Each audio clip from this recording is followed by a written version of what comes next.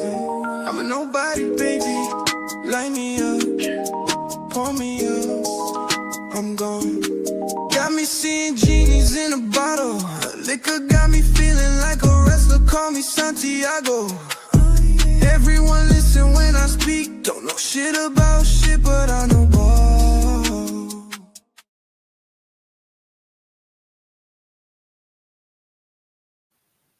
What's up? What's up? What's up, everybody? And welcome to Two Nobodies with a Mic, episode 155. How's one of you doing out there tonight? Uh, how's everyone doing out there tonight? Thank you guys for joining us live on a beautiful Wednesday, October 23rd, 22nd? 22nd. 22nd, man. I just And got his numbers mixed up. yeah, I'm all mixed up, man. How's everyone doing out there, guys? We are live on YouTube. We are live on Instagram. Interactive show. Talk your shit. Ask questions. We are in full swing. Every major sport is happening right now. One of the best 2 weeks in all of sports. It's going off. Champions League, even hockey, baseball, World Series, basketball started last night. And then, of course, King of Kings, NFL, and college football. And we are going to talk about it all. So strap in. Let's do our introductions in the center stage. Eddie Money, the executive producer. Double salute. What up, man? What's up? What's up? What's up? How's the pregnancy pillow? Everything good? It's doing just fine. It hasn't moved. Hasn't moved. Okay. Just it's on the making other sure. side of the bed just in case I Making- want. Need That to is make wild. A bullshit reading pillow. Oh, I love it. I love it. And then, of course, we have the guru, the one who sees all and knows all, who is our gambling guru, who's not afraid to give you his picks. And by the way, BTW, Rafa, Rafa the guru, tell him what you went for last week. Oh, NFL, we were 7-1. We had a good week, finally. Oh yeah, Finally had a 7-1 good is good week. better than a good week, my friend. phenomenal. Yes. So, Rafa the guru, what up, man? How's everything going? good. What's going on? Oh, dude, I know. I love the Malvin gear. Love the gear. How's the golf game coming along? It's coming along. It's coming along. Yes, It's chugging along. yes. Played today. Driver was good. I need some serious help with my short game. Like when I say serious, I mean serious. But you guys know how we do, man. The only rule on this show is not to be a loser because we are going to give lines out. We are going to give information out. Just be responsible. Don't lose your kids' lunch money and have a good time. Know how big your unit is, giggity, and then stick to that unit, man. Stick to your unit. Peter Murphy, what up, man? This is the best time of year for sports. I just mentioned that. So we're in full fucking swing. Oops, my first F word. My bad. Not even 5 minutes in, Eddie. Not even Not 5 even- minutes. That's fucking great, though, Eddie. I like that. I'm proud of you, to be honest with you. I like that shit. Three Because I feel minutes. like I'm the only bad-mouthed motherfucker on here. I'm glad there's two of them. No.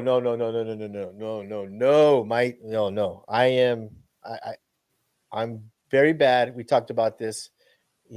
Whatever we got to do, I'm trying to fix it. I'm aware. I'm self-aware of my potty mouth. But let's move on. There's only one rule to the show, and that's not to be a loser, man. Let's roll right in to our first segment. And if you guys have someone that you want to fire or hire, go ahead. Let us know who you want to fire or hire. But this segment is brought to you by The Farm. Shout out to The Farm. Wrestling camp in Stillwater, Oklahoma, home of the Cowboys, obviously, and a very close friend and a mentor to my son and good friend of mine, Coleman Scott, two-time NCAA champion, Olympic silver medalist, and just accolades all over the board, has an incredible camp, and it's like any other camp where there's not set dates, You go there, you stay there. You can stay there for a month. You can stay there for 2 weeks, and it's not like those other BS camps where they try to torture you so you can say you survived the farm. No, this is gonna grow you and make you a better wrestler. So shout out to Coleman. Shout out to the farm. Fire ass gear, by the way, Rafa. I got to send you this hat. It's just gorgeous, and he has the best clinicians. You go there 1 week, Rafa. You'll have Roman Bravo Young. You'll have Austin O'Connor. Guys roll through there, and you never know who's going to be there. So big shout out to Coleman and Jessica for hooking us up and wanting to sponsor us on this Two Nobodies podcast.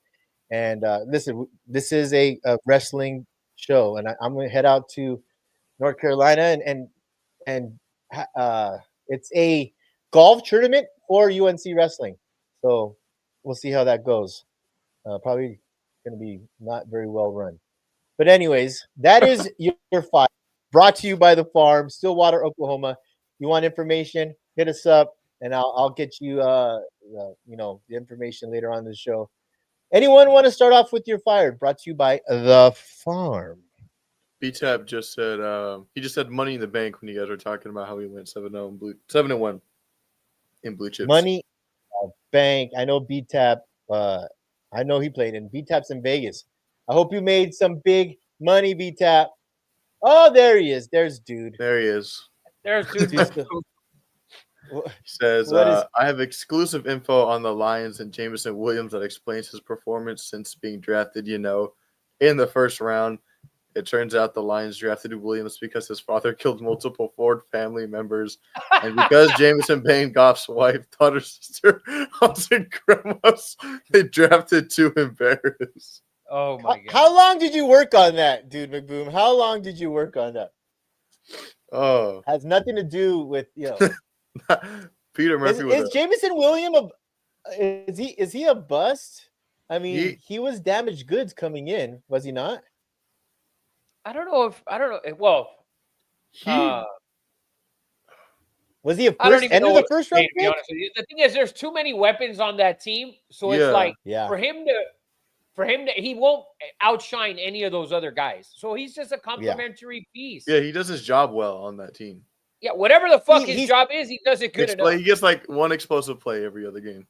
Well, he stretches the field because supposedly I sent you that influencer, right? Who came out and said Amon St. Brown is like the slowest receiver in the NFL and doesn't get open. So he's opening up at the field for St. Brown, maybe.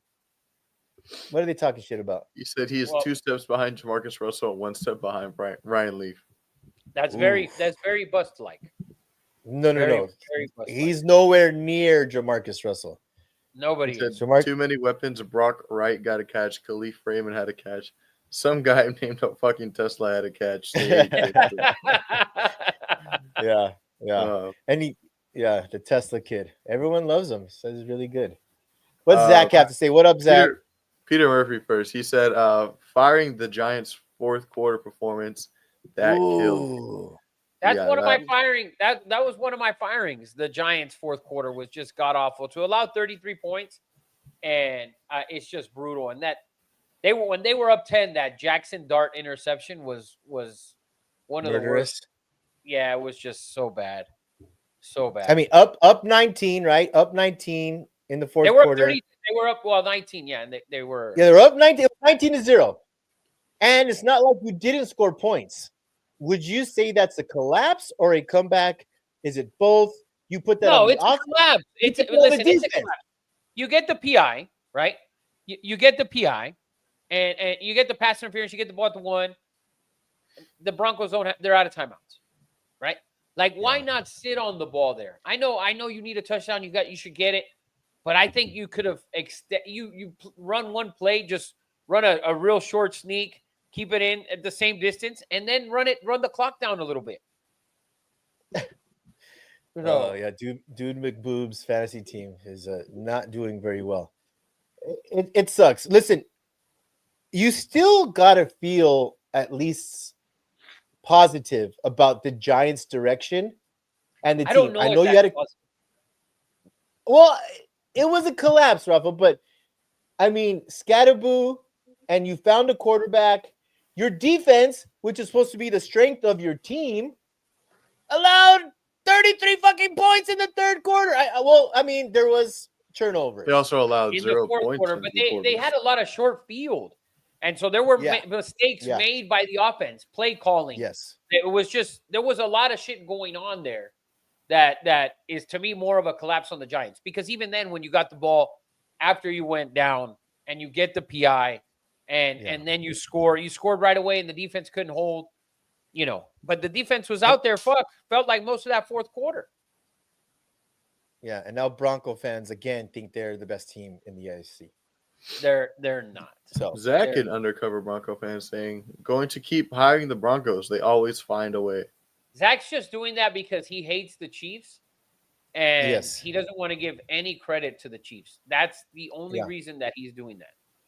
We see through you, Zach. I told him that on Saturday, by the way. I said, Zach, I know what you're doing about the whole Bronco shit. He's like, oh, yeah. Like sorry, Zach. They beat one good quarterback, and that was, we can also say that might have been also an Eagles collapse. Like, so yeah, for Peter sure. Murphy said, just run the ball and punt. 100%. He was 100% right. They were up 10 points. You know what, Peter? We're going to talk. I can't even trash pass fans. We're going to talk more about the Giants, because I do have a question when we get into the Giants game about is Brian Daboll connected to Jackson Dart now? Is that a thing, or can you get rid of him? So, but we'll answer that later. We're still doing you're fired. Anyone else in firings or hirings? I want to fire the fucking Angels. The California Angels, the Anaheim Angels, the Los Angeles Angels of Anaheim, whatever the fuck they are, because they went out and hired Kurt Suzuki as the manager and gave him a 1-year deal. So it's like a tryout. Like, what the fuck is that? Did you hear the candidates though? Did you hear Albert? Albert wanted the job. Mr. Pujols wanted that job. Albert's up for the job for the Padres. Yes, but he wanted the Angels first. He did want the Angels job. You know what? I have something related to that, to the Angels job, but it's a sort of an analogy, so we'll move on. Great firing. There's another San Francisco Giants, by the way, Rafa, are almost gonna hire. His name is something Vito. Vitello. I think it's Vitello. Yeah, Vitello. Tony Vitello, who is the manager of the Tennessee Volunteers, who's had a lot of success, but he will be the first college manager to be hired into the Major League Baseball that's never had any pro experience. And Buster Posey, I trust. Buster Posey, stud. So it's just, we'll talk about that later as well. I just thought that was weird. But definitely 1-year deal. It's probably all Artie Moreno could afford. Dude, McBoob is still firing, by the way. Everyone related. Anyone connected to Jameson Williams. Jameson Williams. And everyone who's related to anything of him getting the ball. Wide receiver coach, quarterback coach. Yeah. Dude, McBoob, if you're starting Jameson Williams on your fantasy team, you have no one to blame but yourself at this point. You should fire yourself. I mean, it's not like the guy is ever really he's not a big producer. He's really fast. Went to Alabama, had a bad knee. He wears number 9. I love that. But other than that, it's on you, man. Hey, you know what MJ said? Self-awareness. You got to start with the man in the mirror. That's right. And Michael Jackson, not Michael Jordan. No. So, anybody? You have anyone? I'm actually gonna. You mentioned it already, but I'm gonna hire sports. Sports is like at an all-time high right now. From noon, I can start watching some soccer, or actually even earlier. You can start watching at like 9:30 for us on the West Coast. Then you have another set of games at 12, and then you have hockey at 4. Then you'll have baseball at 5 now, and then you'll have basketball games all the way until the night. And then also you still have football in between there too. So it's like really hard to pay attention to class. So I'm going to hire, and we're not going to beat this dead horse to death. but I want to hire the GM for the Las Vegas Raiders. Came out and said today he had a meeting with Max Crosby and said, "We are not going to trade Max Crosby, and he's in this for the long haul," which is shocking to me because Rafa earlier in the week, right? We heard that Jerry Jones had reached out to the Raiders asking about Max Crosby, which I think would have been a phenomenal move. He's from Texas. He went to Eastern Michigan, dude McBoob, but originally from Texas. And Raiders came out and said, "We're not going to do it." And this is why I'm hiring. It's not that I I almost wish that he would leave because I love the guy, I feel for him. But Rafa, and this is where I'm going to make the analogy to Angel fans. How, if you're an Angel fan and B-Tap not an Angel fan? Yes. He is. How do you support the Angels after one, not trading Shohei Ohtani and getting, everything on the planet, but two, letting him go for nothing, letting him go to the not arch rival, not a rival, but the team down the 5 freeway, and then watch what Shohei Ohtani is doing, you know, lately. How can you sit there and support a team that let that happen and Artie Moreno? And this is why I'm hiring the Raiders for not letting Max Crosby go. If you were to trade Max Crosby, it's telling the Raider fans, and they're all at the edge, they're all ready to jump off the cliff as it is, Eddie and I being one of them. 100%. If you trade Max Crosby, it's just saying, just give up, just stop, because the one guy who plays hard, who plays well, who wants to be your identity, who is the leader of your team, and we're going to trade him. It's just saying F you, by the way. It's just saying F you. So I agree with the Raiders not trading Max Crosby. I have a problem with anyone who supports the Angels after letting Shohei Ohtani go. Like, how do you sit there and watch baseball after that? How do you sit there and watch baseball after that, Rafa?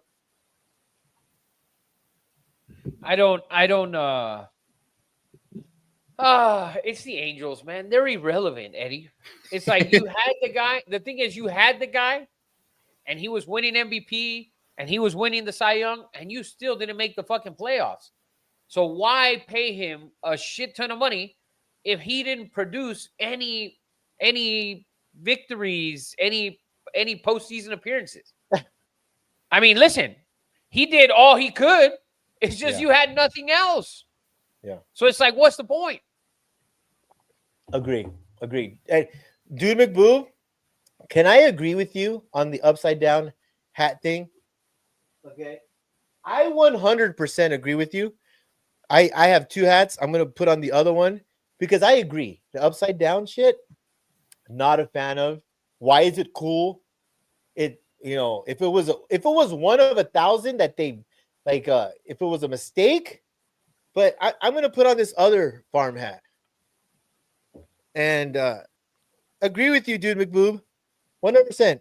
I'm going to fire upside down hats, logo hats. I think it's dumb and stupid. The only one By I the like. way, Peter Murphy says the Giants will give up Russell Wilson for Max Crosby. You have too many defensive ends already, Peter Murphy. You summoned VTAP in Instagram. He said, "Who knows why we let Ohtani work? Angels, or like why I support him. Angels don't even own their own parking lot. LOL." Neither do the Dodgers. Neither do the Dodgers. He said, "Eddie, Max is going bye-bye before November 4th. He will be a cowgirl for all those draft picks." And he also said Angels couldn't pay Ohtani, which I thought we found out that wasn't true. It's not true. That's not true. The Angels could have paid Ohtani. Yeah. All right. Well, Zach last firing says firing LeBron for pussying out. If he wasn't first in points, he would be playing. That's stupid. That's ridiculous. That's stupid. And if he was second in points, he'd be playing, Zach, or what? Bro, they swear know. on this stat padding thing is like the dumbest thing, dude. It really is. I can't even stat padding. The guy averages. He literally averages what he averaged when he was fucking 20 years old at 40, and he's stat padding. Yeah, that makes fucking sense. My God, you guys are fucking morons. Jesus Christ. He was listen, stat padding. I could say Carmelo Anthony. I could see some guys like Sam Cassell that not even Sam Cassell, but the thing is LeBron, because of his physical condition and how dominant he is, he was a top 10 player in the league. If you're a top 10 player in the league, why are you going to retire? Facts. So I don't agree with the stat padding. I did hear today, though, that he is not going to rush back from this sciatica back thing. And, 30-pound weight loss Luka, man, looked like at times just unguardable, Rafa, last night. No, he looked great. He looked great. The problem is it didn't lead to a fucking win. So, and Zach, listen, I'm gonna throw this at you because I know you don't understand because you didn't watch LeBron until the other day. So every LeBron conversation. And I'm willing to bet this today. We could start from here until the end of the season. In the games where Luka plays without LeBron, okay, he will have a worse record than in games that LeBron will play without Luka. And it's always been that way since LeBron got to Miami. When you look at the games where he played without Wade and Bosh, and when he played without Wade, his record was much better than when they played without him. Okay, the same thing with AD. When AD played without LeBron, compared to when LeBron played without AD, LeBron's numbers and the wins were much more. Okay, and I know you don't understand that because you didn't watch. So, but you're sitting here complaining a guy who's going to be 41 years old or 42, whatever the fuck he is, and you're trying to throw out some stat padding thing. Like if he's going out there and just putting up 25 a night that he's never done. He does that shit for year after year after year and night after night after night. So I don't want to hear your LeBron hater bullshit. Go and find pieces of Kobe on that fucking mountain. Ouch! And if it was stat padding, why just not retire after getting, why play anymore? No one's ever going to touch those numbers. No one's ever going to get there. Ever. Nowhere near. No. Yeah. The dude who said update, the guy who suggested that the Lions draft Jameson Williams is also the designer of upside down nerd hats. I bet. Ruben Sings says MJ over LeBron. Everybody has their reasons. Look at UFC Khabib. Dad died when he was in his prime. He retired. And then he said LeBron's still a crybaby bitch. He is, but he always wasn't one. That's the thing. That's the problem that you guys don't understand. Go back and watch 2008, 9, 10, 11, 12, 13, 14, 15, 16, 17, and 18. And he didn't cry. He didn't cry. He cries now because he's an old man and everyone else does it and he's a fucking bitch. There is no doubt about it. But with a basketball in his hand, there's nobody smarter. I'm sorry. But hey, you know what? Michael Jordan's great. Without Scottie Pippen, I forget how many playoff series he won. Oh, wait, none. I forgot that. Oh, shit. There's too much shit to go in with. There's no time for that. We got NFL, man. Let's get to the good shit. Let's get to NFL, man. Let's get to the NFL. Like we said before, Rafa, 7-1 in the NFL, man. What a great showing, Rafa. What do you attribute it to? Like, do you have your Wheaties? Pure luck. Pure luck, Ed. I attribute it to this new soundbite. Yes, sir. I love it. I love it. I love it. You know what's crazy? We do a pool. I'm in a pool thing where it's for the whole season, and you do it every week, and there's a weekly winner. Yeah. This week I only missed one game, and the one game that I missed was actually a game that I had the other side on in the Panthers and Jets, and on the pool I took the fucking Jets. Oh, so it was very upsetting. Very upsetting. That is very upsetting. Well, let's get into it, man. With one loss, and I lost the tiebreaker with the points on Monday night, that last touchdown. Oh. Yeah, it was brutal. But still, good week. Yeah. Before we get into the slate, I wanted to look at MVP favorites right now and who you think should be the favorite, and then comparing it to Vegas odds. Vegas has. I'll go first. Oh, go ahead.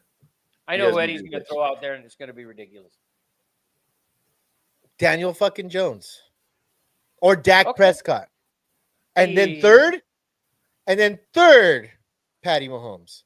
But I think Daniel Jones, even though he's not coming back from anything other than playing with the fucking Giants,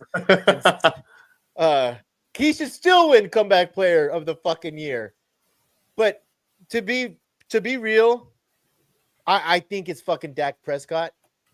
I think he leads our second in the NFL in passing yards. Dak is, like I said 3-4 weeks ago, has been elite, and they've had to score a shit ton of points. And I was wrong. I thought I said stick a fork in Dak, he'd be done. But I'm super impressed with Dak, and like B-Tab says, I think they're gonna make the playoffs, Rafa. I really do. I'm going to go Matthew Rocha, of course, says Drake May. But I agree with Vegas. They have Matthew Stafford at 1. I think Matthew Stafford, Daniel Jones should be up there. I don't think Dak because they're 3-3. So I think the other guys, the teams are more successful, right? So yeah, but it's because of the he leads the league in TD passes with 16 touchdown passes, Rafa. I mean, no, he's been fucking awesome. I mean, there's no doubt about it. The problem is the team's 3-3. When I look at Matthew Stafford, they're 5-2. You look at Drake May, they're 5-2. You look at Daniel Jones, they have the most efficient offense up until week 8 in the history of the NFL. More efficient than the Patriots, more efficient than the Eagles, more efficient than the Chiefs have ever been up until this point. So Daniel Jones, I agree with you 100%. The problem with Dak is he's on a 3-3 football team. Okay, I agree. So FanDuel has Mahomes as a super heavy favorite. He's only plus 125.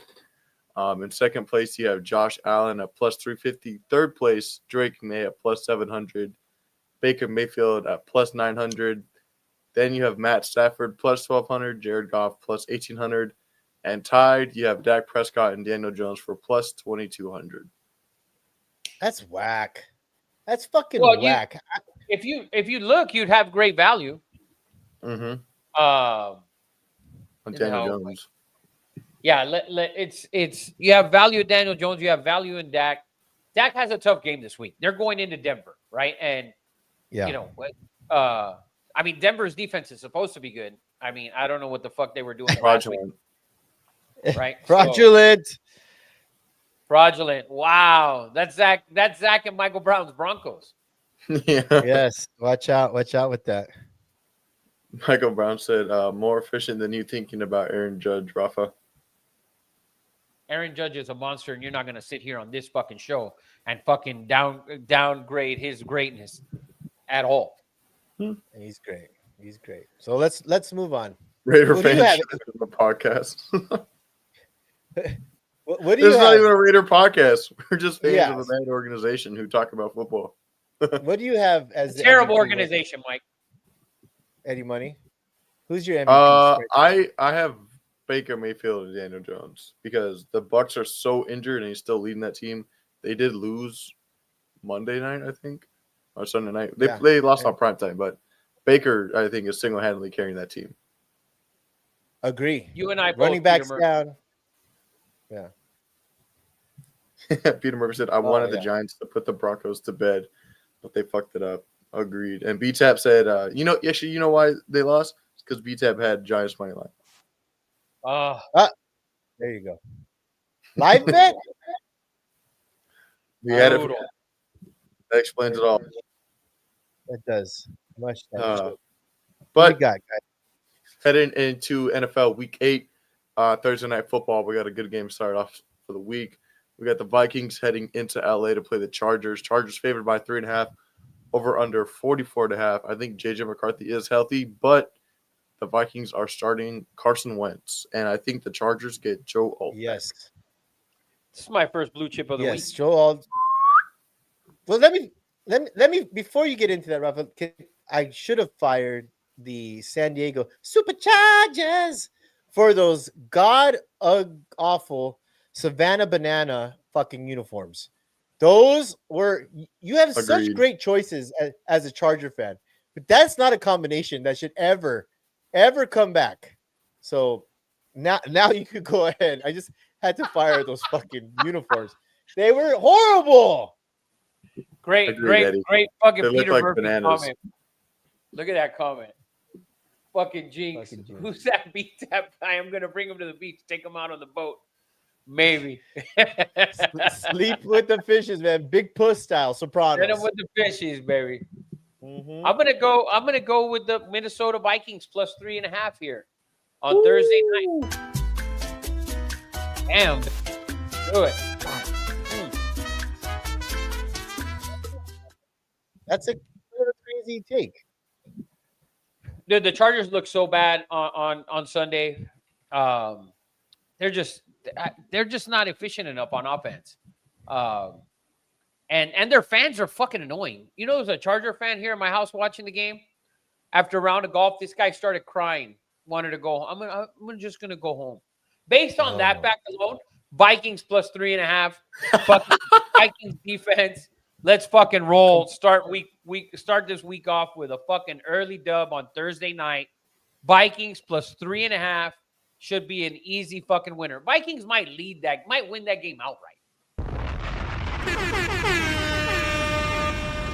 I mean, all legitimate reasons. The crying thing, 100%. But you had Justin Herbert, who broke the record all time, by the way. We're talking Dan Fouts. We're talking Phillip Rivers. We're talking Hall of Fame quarterbacks. And Justin Herbert breaks the record for most yards as a quarterback, and he loses the game. McConkey has like the most targets in the red zone in the last 3 weeks. But they need a running back, man. And I heard the Chargers are in the running. They're looking for a running back, which means Omarion Hampton is probably out for a while. But they're definitely in the market for a running back. So, there you go. Any money? Dude said to stop it with the immigrant criminal music. Immigrant criminal music. Come on, man. Matt Rogers said NFL going to send both Harbaugh back to college, Penn State and Michigan. That'd be nice. Michael Brown said Ladd McConkey thinks he's a 1. He's a 3 and annoying as hell. He's definitely not a 3. He's a 2 for sure. He's a 2 for sure. One of the best. Behind who? No. Let's rephrase that. Hold on, Eddie. He's a 2 on a team with a good receiver. Okay. There we go. Yeah. That's he should be the Chargers one. Yeah. He's the Chargers one. There's no doubt about it. But if he were, he'd be a 2 on a bunch of other teams. Yeah. Going right. into Sunday, we got the Dolphins headed into Atlanta. Falcons are favored by 7.5, over under 44.5. What is going on in the Dolphins locker room, man? Bro, that team is dead. It's week 7. It's week 7. And what did I say, Rafa? Before the season started, I said that McDaniels wouldn't make it to week 5. And he has. Tua looks like he needs, I don't know. It's bad. But he's starting again. But that's not going to be the issue in this game, Rafa. The issue is going to be the Dolphins defense is dead fucking last in rush yards per game, which is 159. And you probably have, if not the second best running back duo in Algiers and Bijan Robinson. And it's going to be a bloodbath, Rafa. And I don't see how they could keep him another week after this. Yeah, I think you're 100% right, Eddie. This is it right here for them. You got to bench. Yeah. It's fucking horrific. The line, Falcons minus 7.5. Do you think they cover, Rafa? Yeah, I like the Falcons. I like the Falcons minus 7.5. I think Tua and the Dolphins are done. McDaniels, this has to be it. I mean, whatever the bye week is, this is week 8 now. I don't know when their bye week is. but they got to fire him before as the bye week comes. Whatever they got to get rid of him. Falcons minus 7.5. I think they cover this. I think they cover that line. Yes. Do you think? Go ahead. I was just saying, Falcons have a really good defense, so they might not. They probably won't even score 2 touchdowns in this game. Wow, that's wild. I'm just saying. Do you think McDaniels? He's not a moron. He's like an Ivy League league guy, right? You think he's going around like pocketing shit? Like he knows it's any second that he's gonna be fired. It's like that guy who's stealing shit in a nice hotel room that you didn't pay for. Like he has to be putting his feet up on the furniture, like not flushing the toilet, just doing fucking wild shit because he knows he is living. He has to be surprised himself that he hasn't been fired yet, there. right? Yeah. He's got to be in shock. He's like giving up on the media, like his media time too. He just says dumb shit. His starting 2 of this week is like, you know what, dude, just fire me after this week. Like, yeah, that's it. Just take me back in the back of the garage, and just take me out. Needs to be done. Yeah, enough is enough. Speaking of quarterback change, we have the Jets going into Cincinnati to play the Bengals. Bengals are favored by 6.5, over under 44.5. Jets owner basically he talked mad shit on the Justin Fields without specifically saying his name. He got benched, but Tyrod also is day-to-day with a knee injury. So worst comes to worst, Tyrod can't play, and then they still have to start Justin Fields after making all those comments. Yeah, because Tyrod day-to-day. Yeah. The owners' meeting was today or yesterday. They interviewed Woody. He went off he said quarterback. But you know what? I mean, seriously, what are you supposed to say, owner? Like, I guess don't do the interview. But everything he said was true. And he just said, like, he's not jiving with the coach. And Aaron Glenn's a defensive guy. But it's bad. It's worse than bad. It's atrocious because there's weapons on offense over there. And I mean, I don't know, man. But it is what it is. But the Bengals, Joe Flacco, the savior, since he's been there for two starts, Rafa, 5 touchdowns, no picks. I think Chase Brown he had a good game that last Monday or Sunday night. And Thursday. They know that Joe Flacco is, there was that meme where he's sitting next down to Browning and be like, dude, just throw the ball to Jamar Chase every down and you wouldn't have got benched. I mean, it seems very simple, right? And Jamar Chase had a record-breaking, 16 catches? Yeah. So insane. I saw some funny shit. Joe Flacco, I saw an interview today where he talked about he's happy to be at work. He comes home late. He goes to restaurants and eats dinner by himself. And he said, before I used to look at guys and like, oh, poor guy eating. But it seems he basically said like he's happy not to be changing diapers, doing dad shit. And he's just happy to be, he knows his time is almost done. But where do you see this game, Rafa? I love the Bengals. I'm going to blue chip the Bengals. Minus 6.5. Play that music. Play that funky music, man. Yeah. Bengals minus 6.5. They got that win last week. They've had enough time to recover from it because, you get a big win, 10 days rest. I like the Bengals. I think they cover. I think the Bengals are going to roll with Joe and you'll see maybe a little playoff push with the Bengals. It's a bold statement. Yeah. Bold statement, man. You'll see it. All right. Next game up, we got the Cleveland Browns heading into New England to play MVP contender Drake May and the Patriots. Patriots favored by 6.5, over under 40.5. Wow. What do you got? Wow. I want to say that the line I feel is a little too big. I'm gonna lean towards the Browns here. Browns had a good. I know it was Miami. I know it was the Dolphins. They had a good performance. Shadur's pissed off because he's not getting reps or whatever. They look good last week. Like there's no need for you to get reps at all. Like with the first team, so get the fuck out of here. I know the backup takes a couple reps here and there, but Rafa, was it that Dylan Gabriel looked good? Or Tua just gave him the fucking ball all fucking game long? It both. Both. Both of them. Both of them. Listen, he looked good enough to win the game. I mean, listen, the Browns defense, we know how good they are at home. They got to travel this week to New England. We'll see how they do. Drake made New England's looked impressive. They didn't look impressive to start that game. Cam Ward helped them a ton, to be honest with you. That Titans defense as well, that 3-play, 60-yard touchdown right before the half was kind of the backbreaker for the Titans, because up until that point, they were up 13-10. That was kind of backbreaker. Then the second half, you have the fumble, and then the game gets out of hand. But the Titans were in that game, and I'm sure Matthew Rocha was kind of shitting in his pants in that first half for a little bit there.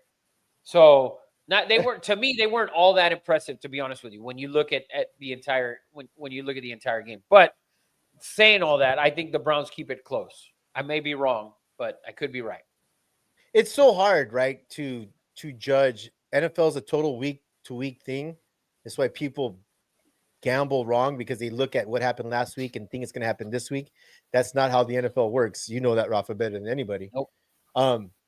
What surprises me about the New England Patriots is a guy who I wanted to draft, Travion Henderson, who I thought would have won the starting job by now, who was going to be, we saw his first play in preseason, he ran it back for a touchdown. Not only is Travion Henderson not that dude, but Rafa, he had 9 touches in that last game. He's not doing anything with the Patriots, and I'm kind of shocked. I thought he would be way more of a factor with the Patriots, and it's turning out that he's not even the second running back at this point. Yeah, he hasn't been impressive for them at all. So we'll see. Maybe he gets more opportunities, but it's hard to give him opportunities when he doesn't look good, right? So, that could be something that they move away from sooner rather than later. Oh, I misspoke. He had 9 snaps and 2 touches last week. Like, we almost played for the Patriots with that stat line. Yeah, Mike Vrabel has something against him. Peter Murphy asked, Shador to the Raiders. No. The Raiders need something, and a black quarterback isn't it. I already got one. We have a black quarterback that doesn't run. That's my issue.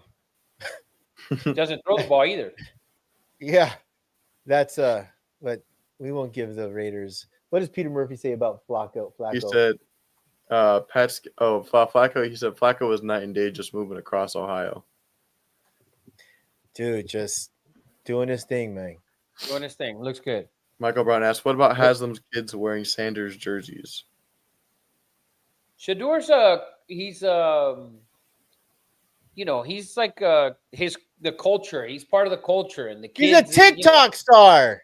The kids like him. What are you gonna do? He hasn't been given a chance yet. Maybe he gets it. Dion was on a show the other day where he thought that he said, well, they know Shador's chance is coming, and for Shador's chance to come, it's going to require the Cleveland Browns to have really bad offensive performances and lose some games. Can it start this week? Because basically after last week, it just kind of refreshes or restarts, right? Because even in London against the Vikings, they were in that game. They were leading that game really late. And then now you play a bad Dolphins team, yes, but they dominated that game. Whether it was on defense or whatever, the offense still put points up on the board. A lot of it was due to the phenomenal running back out of the Ohio State University, dude McBoom. So a lot of that had to do with him. But basically for me, for Shador to get a chance, the Browns need to have 2 really bad offensive performances and just get absolutely dominated for you to even consider to start Shador. And right now, the team's played well in Gabriel's 2 starts, so you can't say, the locker room. You can't say, oh, the locker room doesn't like him. They performed well on both sides of the ball. To be honest with you, so he's not losing games. He's not looking great, but he's not losing games. No, not at all. So, all right. Next. Peter Murphy said, Pat's schedule, you can find in my local bakery next to the birthday cakes. Look at fucking Will Handley preaching what I've been saying for a long time. Low-key makes Burrow look suspect that a 40-year-old with the same weapons balling like he's 22. Oh, stop it, Will. Stop it. He took I'm us one to of the those, Super Bowl. I see what you're saying, Will. I see you, Will Handley. I see what you're saying. What did Jake Browning do? What did Jake Browning do with the same fucking weapons? Browning is just god awful. All right, tough to argue that one. Yeah, but also that was the What's Steelers next, defense. anybody? The Steelers have looked terrible this year, so we'll see how he does. Well, he's gonna play adjustment, so he's gonna look great 2 weeks in a row. Yeah, Let's see Jalen it. Ramsey getting cooked, man. Oh yeah. Giants with Jackson Dart and Scatterboo head to Philly favored. The Eagles are favored by 7.5 over under 44.5. Eagles came back to life last week against the Vikings. I think the Eagles kicked their ass this week. I really do. Yeah, I really do, because the Giants beat them at home in the last game, and they dominated them on that Thursday night. I think the Eagles getting that big victory in Minnesota, kind of can grow from there. And to me, it's a deflating loss. I know it's a young team, but when you blow that lead in the fourth quarter and then you get it back and then you just give it right back, it's a little deflating. And for me, I think Dable should be fired by week 13. I hope so. I hope they don't attach. And we wanted to talk about this early. I know Brian Dable is trying to attach himself to Jackson Dart. Like, look at what I'm doing with him. Like, look at how I'm developing him. Like, I developed Josh Allen. I told you I saw some Josh Allen in Jackson Dart. Save that shit, man. Save that shit. So this is what I said about the Eagles, right? They needed to find an identity, to find the running game. What they did this last week is what they've done. What they haven't done is they went under center. And although Jalen Hurts threw for like 326 and 3 touchdowns, they went under center more and tried to run the ball, had a little success, and then went to the play action, Rafa. That has to be your identity. You have Saquon fucking Barkley in the backfield. Go under center. You're not a passing team. You have passing weapons. But I think if they continue to do that, then that's a recipe for success, Rafa. But, I just, man, I love the Giants. I love Cam Scatterboo. Scatterboo's been averaging 22 touches a game since week 4, Rafa. He's the most he's the most impactful rookie running back by far at this point. And it's not even fucking close. He can do it all. So we'll see what happens, but you're probably right. The guru's probably right. And the Eagles are the least impressive 5-2 team in the league. Is that safe to say? No. The Broncos are the least impressive 5-2 team in the league. Who beat the Eagles? Yeah. Yes. They both are absolutely not impressive. Garbage. Garbage. All right.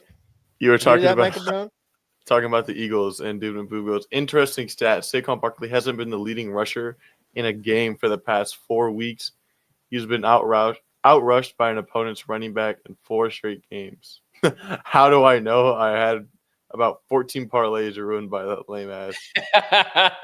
Michael Brown said he's ruined his fantasy team. Listen, it's true. The stats are the stats, but Jalen Hurts isn't fucking Peyton Manning. Don't put him in shotgun. He's best in play action. So you're right. Saquon numbers have been horrible. I think he was 39th in rushing yards.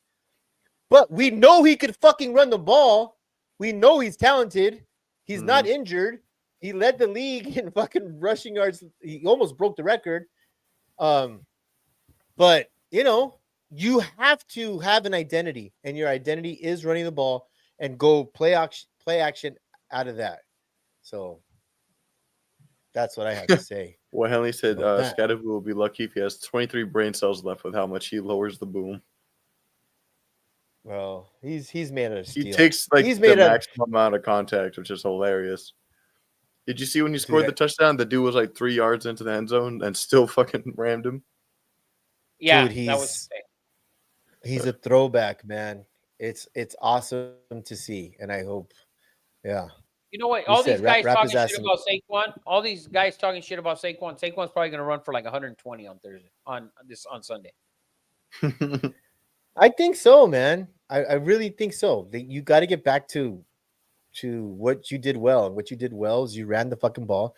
And just because you have 2 Ferraris in the garage doesn't mean that you should take the fucking Hummer and go off-roading sometimes, like that. I don't know if that made any fucking sense whatsoever. I was going to say, where'd the Hummer come from? I don't know. I don't know. I erase that shit. Dude McBoo's Dude McBoo said, right? No, he's not, because he's going to be put him in another parlay this week. Oh, fuck. So McBoob is the You're going to get it this week. You're going to get it this week. All right. Another 7.5-point favorite. Bills this time are on the road, favored by that much, going into Carolina to play the Panthers over under 46.5. Panthers and Jets put up a stinker of a game last week, but Panthers still came out on top. Andy Dalton playing. That's what they say. Yeah. That's what they say. Bryce Young's day-to-day. I'm going to blue chip the Bills here, though. Coming off a bye, I think they cover the 7.5. I think they have a big game. They need to have a good game that they haven't had in the last couple for them. They've come out flat against the Saints and against the Patriots. Coming off a bye here, I think they have a big game. I think you have a big game from Josh Allen this weekend. Ooh.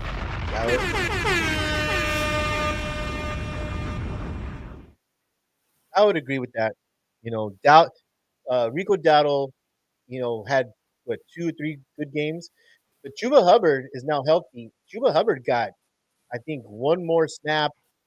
So that is a dual backfield now.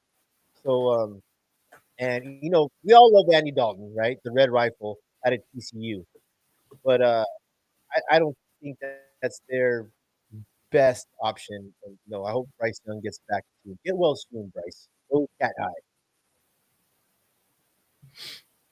Surprisingly, Panthers defense, rush defense is actually top 5, surprisingly. So we'll see if James Cook can put up anything. Interesting line here in this next game. Bears going into Baltimore. Ravens are favored by 6.5. Over under 48.5. Ravens by 1 million. I think Lamar Jackson is not playing, correct? Oh shit, he's playing. No, he is playing. That's why the line is 6.5. The Ravens are going to 100% play. You know what, Rafa? He practiced today. And I promise you. Well, I don't make any promises, but Lamar's playing. Does that fix the Ravens defense? Hell to the no. And they're coming off a bye, Eddie. They're coming off a bye. Okay. So bye week, a really good head coach. You get your star quarterback back. That can fix a lot of things here. So I think I like the Ravens. I'm going to blue chip the Ravens minus 6.5. Ooh.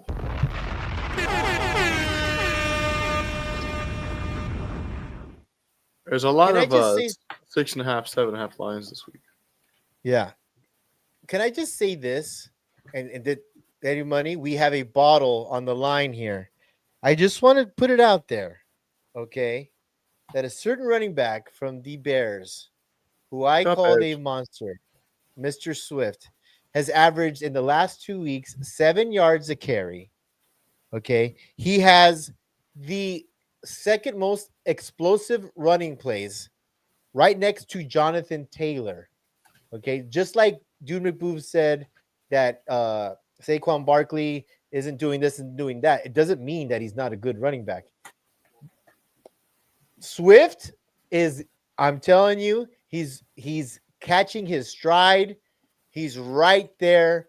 Roma Dunze, I think, is leading the league in targets in the red zone. He is proven to be the number one there, not DJ Moore. You have two tight ends. I've said it for a while. And Caleb Williams is figuring it out in that system. He's getting better week to week. So I don't agree with Rafa on this one, man. I think the Bears are on the up and up.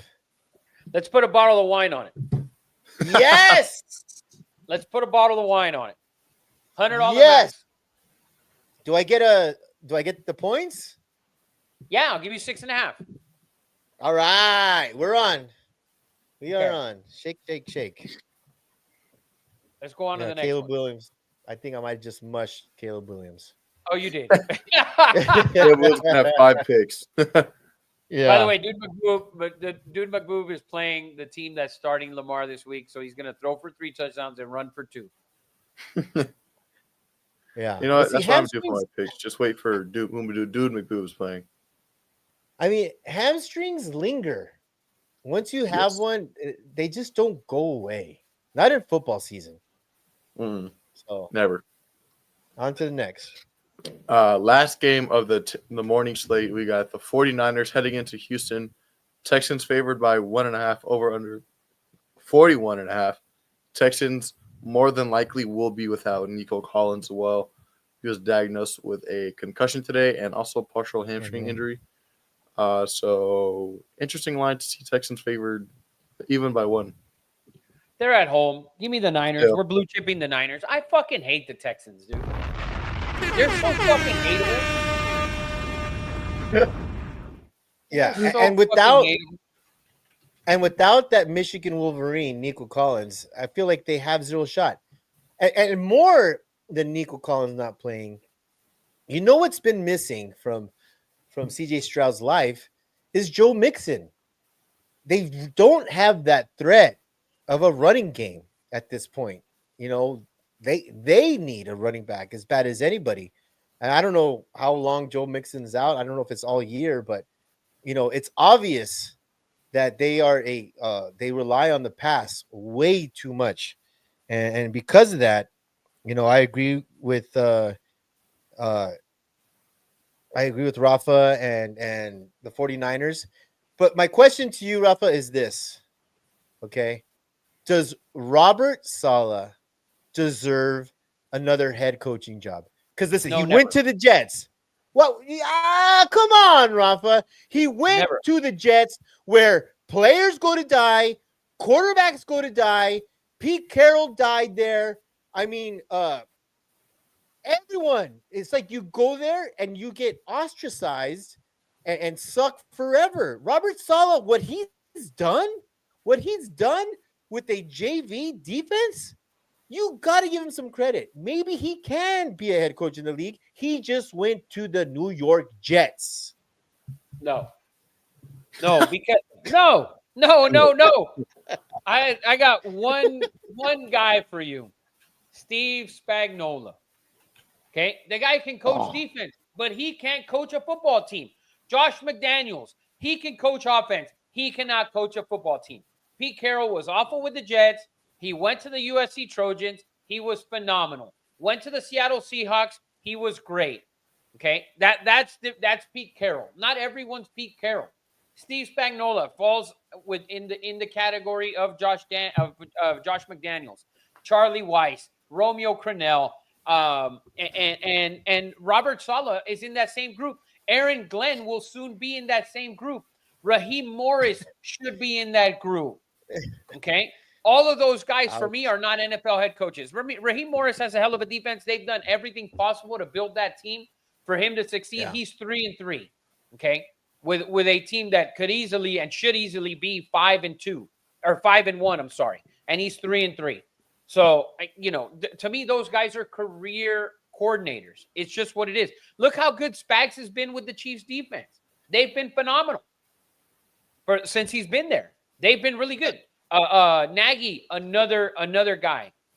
Smith, another guy. Those guys are coordinators only. They can't handle the day-to-day of being an NFL head coach because they're too stupid. You know what? I was going to say this earlier. I think Spags deserves another shot at it.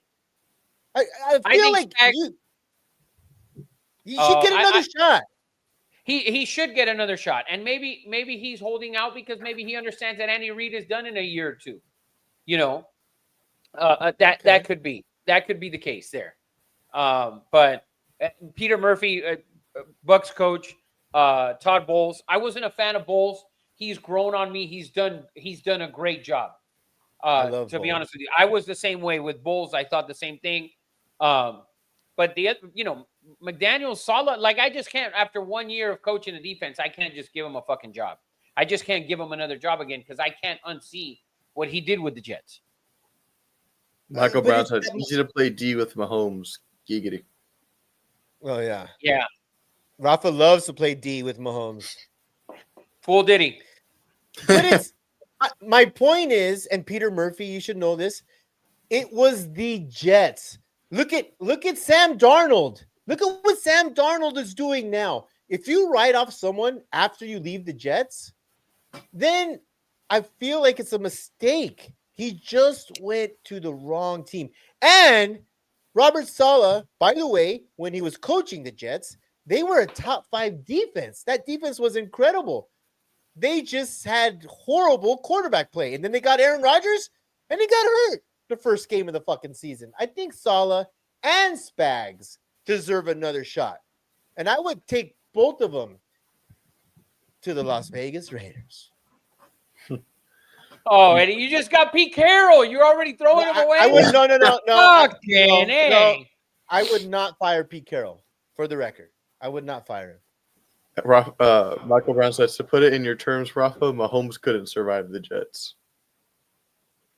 I agree. Survive anywhere. No, I don't. I agree. I agree with you, Michael Brown. I do. Although he would have some really good weapons, though.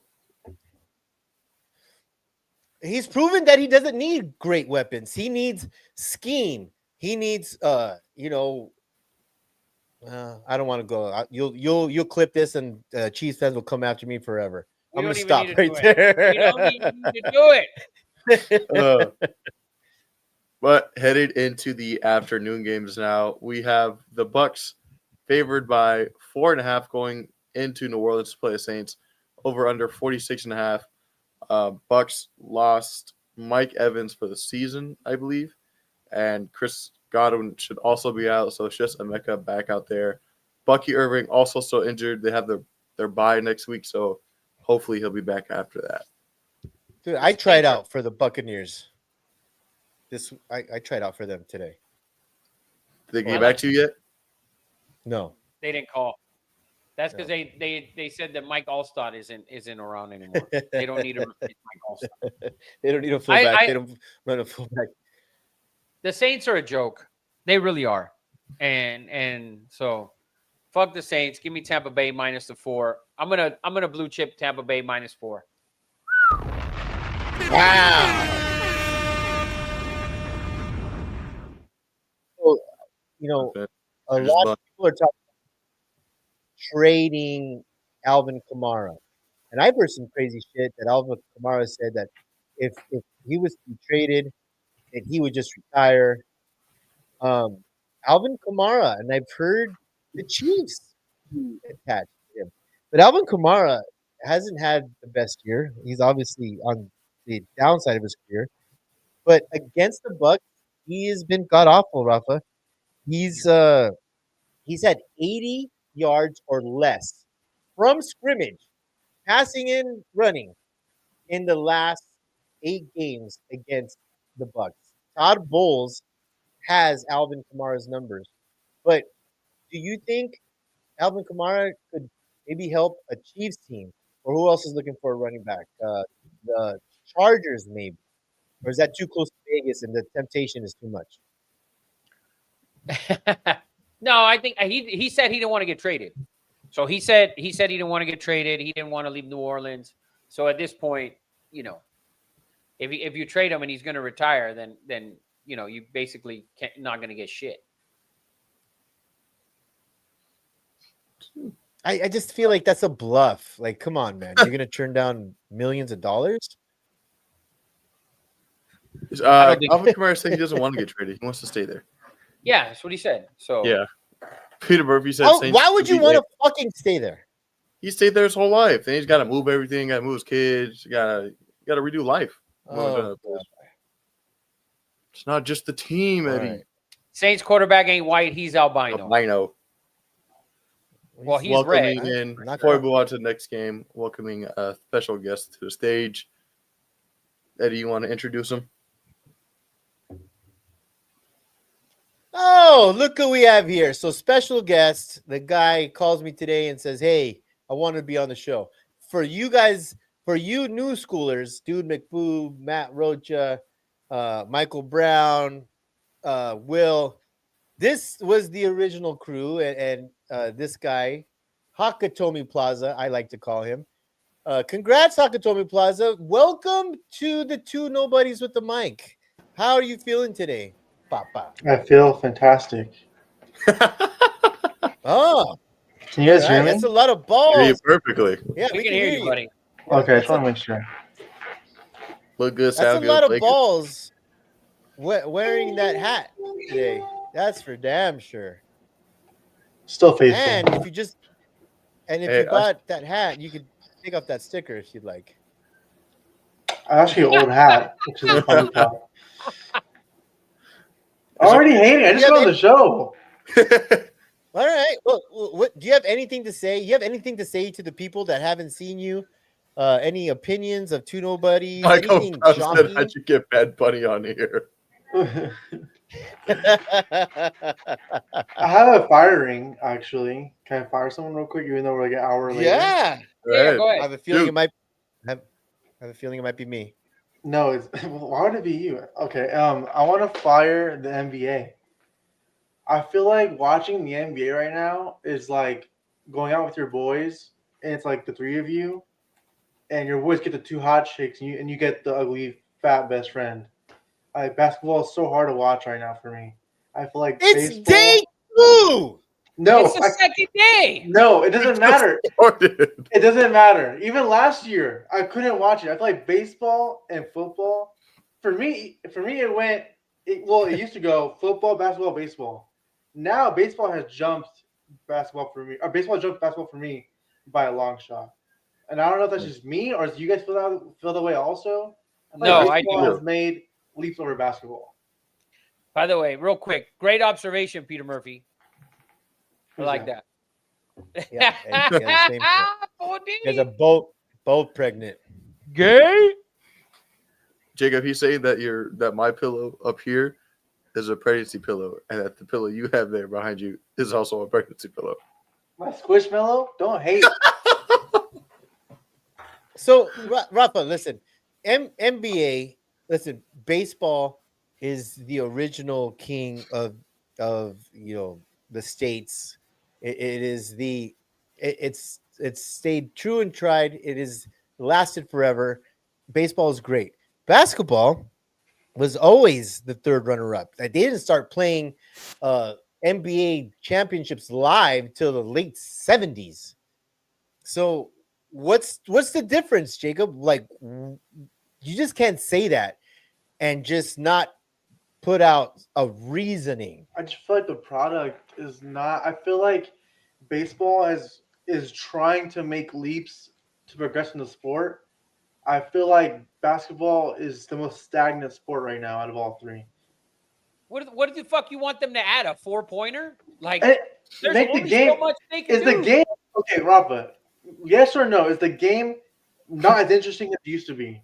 Yes or no? Yes or yes. Yes and yes. Like baseball, I feel like baseball I'm went with through- Jacob on this. I've grown very fond of baseball this past few years. What is everyone else? Matt, Pete, Dude McBoob. What do you guys think? Who's Dude McBoo? You just Dude called that. McGoof's the fucking GOAT legend in this comment section. He's still waiting Yeah, for a duffel bag that hasn't. You know what? The thing is, Owen Hansen hasn't brought us the fucking duffel bag yet. B-Tap said, Ralph, do you have any pull on the show? Been asking for years to be on this podcast. Need another bald guy on the shit. He does have some pull. B-Tap did ask for a request to be on the show. We'll get you on, B-Tap. Get your shit set up, man. Matthew Rocha said, there's no new LeBron. They all play like sissies. It's a shade better than the WNBA. In fact, some fever games are better. They got to stop the weird jerseys and courts. Facts. I'm excited. Let's see. You said, well, they go steal one. You're Cuban, you know about crime. I got you, dude. I got you, man. I got you. Are you not excited, Rafa, to see a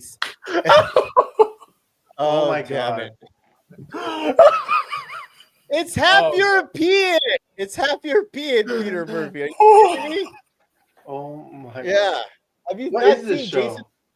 Jason? It's very racy. And the Knicks won tonight, Peter Murphy. Fuck. Good win. Yeah, man. A good Great win.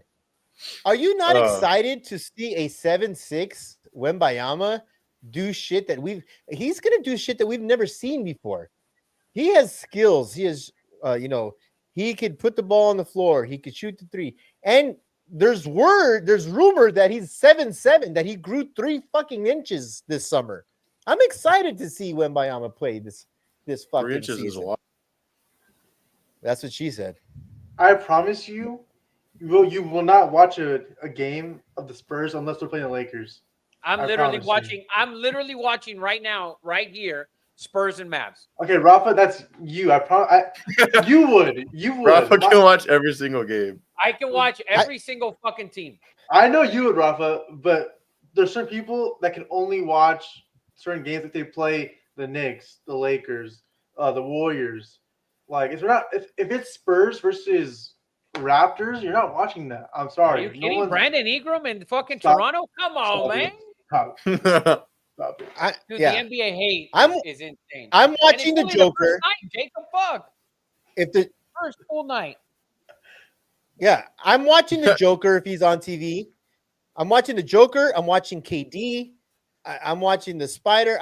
I'm intrigued by the stars, and I'm definitely intrigued by Wembayama. I want to see Cooper, not Cooper Rush. Cooper Flag. What the fuck is that dude? Cooper Flag. Cooper Flag. I want to see these guys play. You're on right now. I want to see. I want to see skinny. I want to see skinny Luca. What channel? Super. Oh, yeah, excited. it's on my TV. I just haven't looked up. I was watching it. All right, well, let's get back to let's get off the football, NBA. man. Let's get back to the good shit, man. Firing not approved, by the way. Rejected. Wow. Firing not I approve, approved. Jacob. I'm with you on this. Thank you, anyone. I appreciate that. All right. Well, Even though 2 years ago Jacob did say in the Two Nobodies chat, he was like, playing baseball just isn't it, man. And I was wrong. 2 years later, I was wrong. I like that, Jacob. I like that. The mission to guild is great. That's Sky. She just do my clothes real quick. I hired her to bring my clothes. Look at Jacob. Dude, he's fucking phenomenal. New hiring. Jacob's fucking great. Did he fly in a Filipino woman to do his 12-year-olds. laundry? What is going on? What is going on? Now we know Work Wow. visa. Dude, you're hiring world class. This is phenomenal. She came to be a registered This is nurse, pretty and crazy. Jacob got her to do his laundry. Fucking nice. Yeah. Yeah. Automatic Baby goat. steps. Automatic goat. Yeah. Next game on the docket. All right. we have Let's the move on. What's Dallas the next Cowboys. game, man? Dallas Cowboys going into Denver to play the Broncos. Broncos favored by 3.5 with an over-under of 51.5. We got Zach's favorite team, and Michael Brown's favorite team going up against Rafa's favorite team. Oh, it's not my favorite This is team, my but it is. my second favorite game on the docket, Rafa. I love this game. Yeah, I think it's going to be a fun game to watch, especially if Dallas can do what some of the stuff that the Giants did last weekend. I think it's going to be an interesting game. The thing is that Dallas defense is still god awful. So bad. You know, they had their moments last week, but you know, they didn't look great.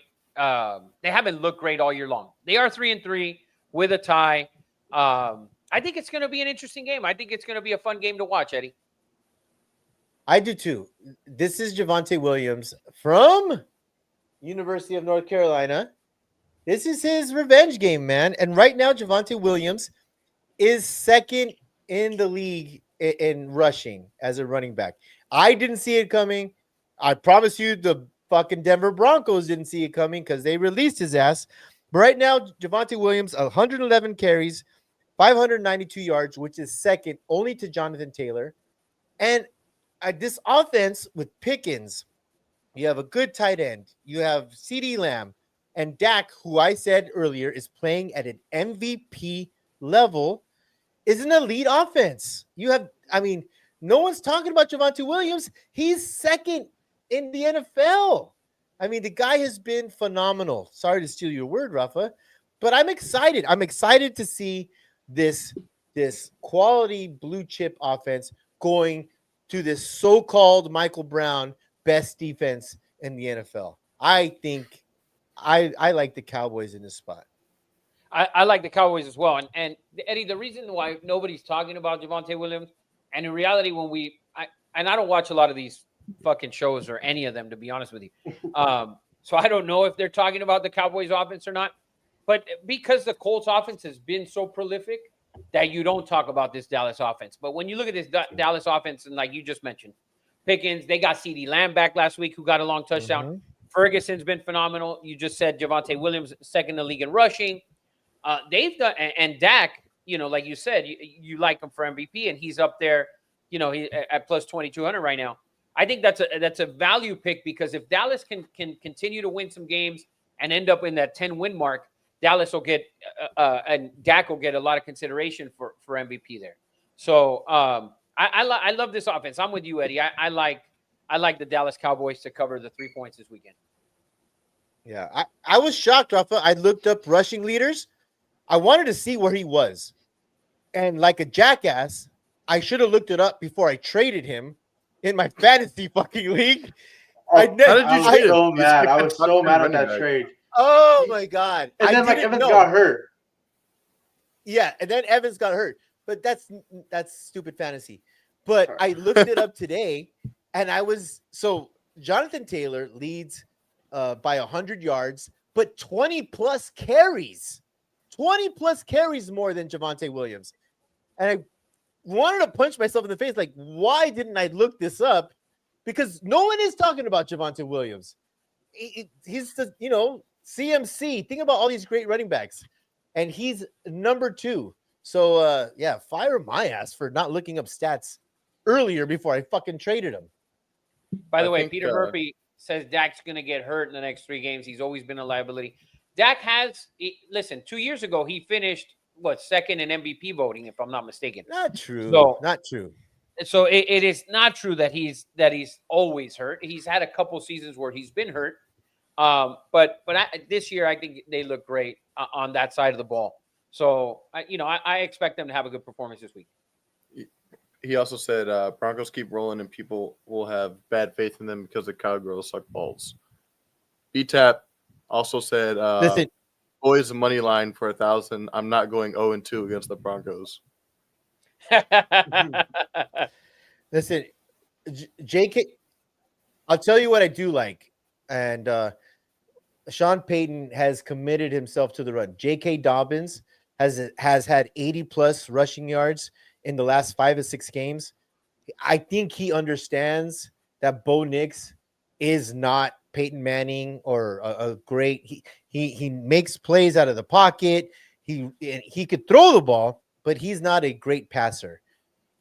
The Denver Broncos need to run the ball, and J.K. Dobbins against I think I don't know if they're still the worst defensive team in the league.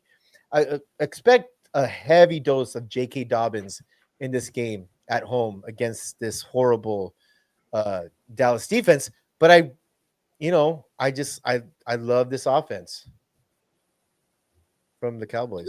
Hawks, you got anything on this, Hawks? I agree. I just think if the Cowboys score early, Broncos can't match that. I don't think Bo Nix is that type of quarterback to come back from 14 points down or 10 points down. Oh, he did that last week only because Dart gave that game away last week. Yeah, but that wasn't him. Exactly. So I think if Cowboys can score early and often, Broncos can't match that offense. Bang. Oh, yeah. Bang, bang, chitty, chitty, bang, bang. And then last game of the afternoon slate, we have the Titans going into Indianapolis to play the Colts. Colts favored by 14.5, over under 47.5. Let's blue chip the Indianapolis. Comeback player of the year, man. Let's blue chip the Colts. I mean, play the music, Papa.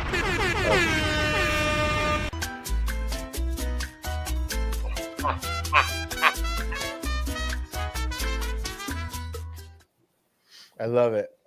Dude, that offense is so good. Super prolific. I mean, they're phenomenal. That offense is insane. Too good. And I've said it for a couple Josh of years. Downs They needed somebody. And who knew it was going to be fucking Daniel Jones? Sorry. Yeah, Josh Downs, I think, has just to do the opposite of BTAP. Dude, how quick of a learner is Peter Murphy that he knows BTAP so much? That's pretty crazy. Josh Downs in concussion protocol. I don't know if he's going to play. He's a big part of that offense. Doesn't put up a lot of numbers, but you can't deny Daniel Jones and his MVP candidacy. He's averaging 8.4 yards per attempt, which is fourth most in the NFL. And listen, I'll be the first to tell you I was wrong. I'm an idiot. I'm ugly. I'm not very smart. I have, all that shit. Where are we going? All that shit. And I apologize. I just apologize to Vanilla Vic and how I doubted him. I'm in shock. And I think they're gonna run through this Titans fucking defense and offense. I mean, just like when I have Tommy burgers, it's gonna be ugly. Running through you. I just want to let you know that the beef between Peter Murphy and BTAB are two separate comment sections. BTAB's in Instagram, Peter Murphy's in YouTube. He goes, he's a jinx, not a mush, but same difference. And BTAB goes, Peter can lick these nuts. I'm winning. Donate. That's pretty awesome. BTAP, you need to join us. That's fucking awesome. I love it. Peter Murphy, by the way, says two nobodies. Peter Murphy crime. Replying to you, Eddie. He goes, "I thought you were going to say you had Down syndrome."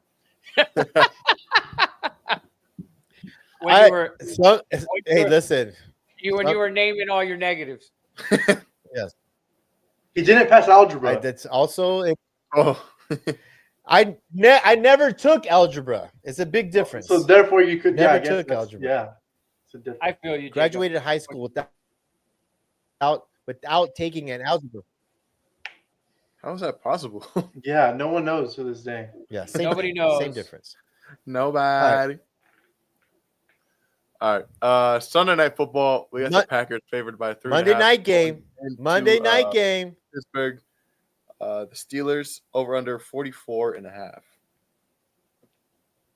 Sunday night game, by the way. What do you think here, Eddie? What do you got, Rafa? To me. So Pittsburgh's defense. To me, and I'll go first, Eddie, real quick. Sorry. To me, I think I think the Steelers' defense has been awful, man, and fuck. And now you're playing a Green Bay team who didn't look good last week on offense. Can they bounce back offensively and get it done on the road against this Pittsburgh team? I'm not sure. I'm going to go with Steelers plus the 3.5 here. Ooh. At home. I think they keep it close. Rodgers playing Green Bay. He says it's not a revenge game, whatever. I think we're way past that at this point. So, but I'm going to go with the Steelers at home plus the 3.5. I didn't like Green Bay's performance last week coming off of a bye. They didn't look good. So, and I think they were coming off a bye last week. I'm going to have to agree with you, Rafa. I'm going to have to agree with you. Jordan Love, 10 turnovers. Tied for fifth in the he's turning the ball over. Right? Josh Jacobs, not the healthiest guy running back. But what I think the difference is with the Steeler team, and I don't know if you saw it, Rafa, but a bunch of Steelers went to the Pittsburgh Penguins, and they did the opening for the Penguins. And I can tell that Aaron Rodgers is having a blast.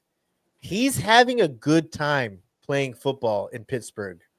And I think that's the difference, man. I think Aaron Rodgers and that offense, Jalen Warren had a good game last week.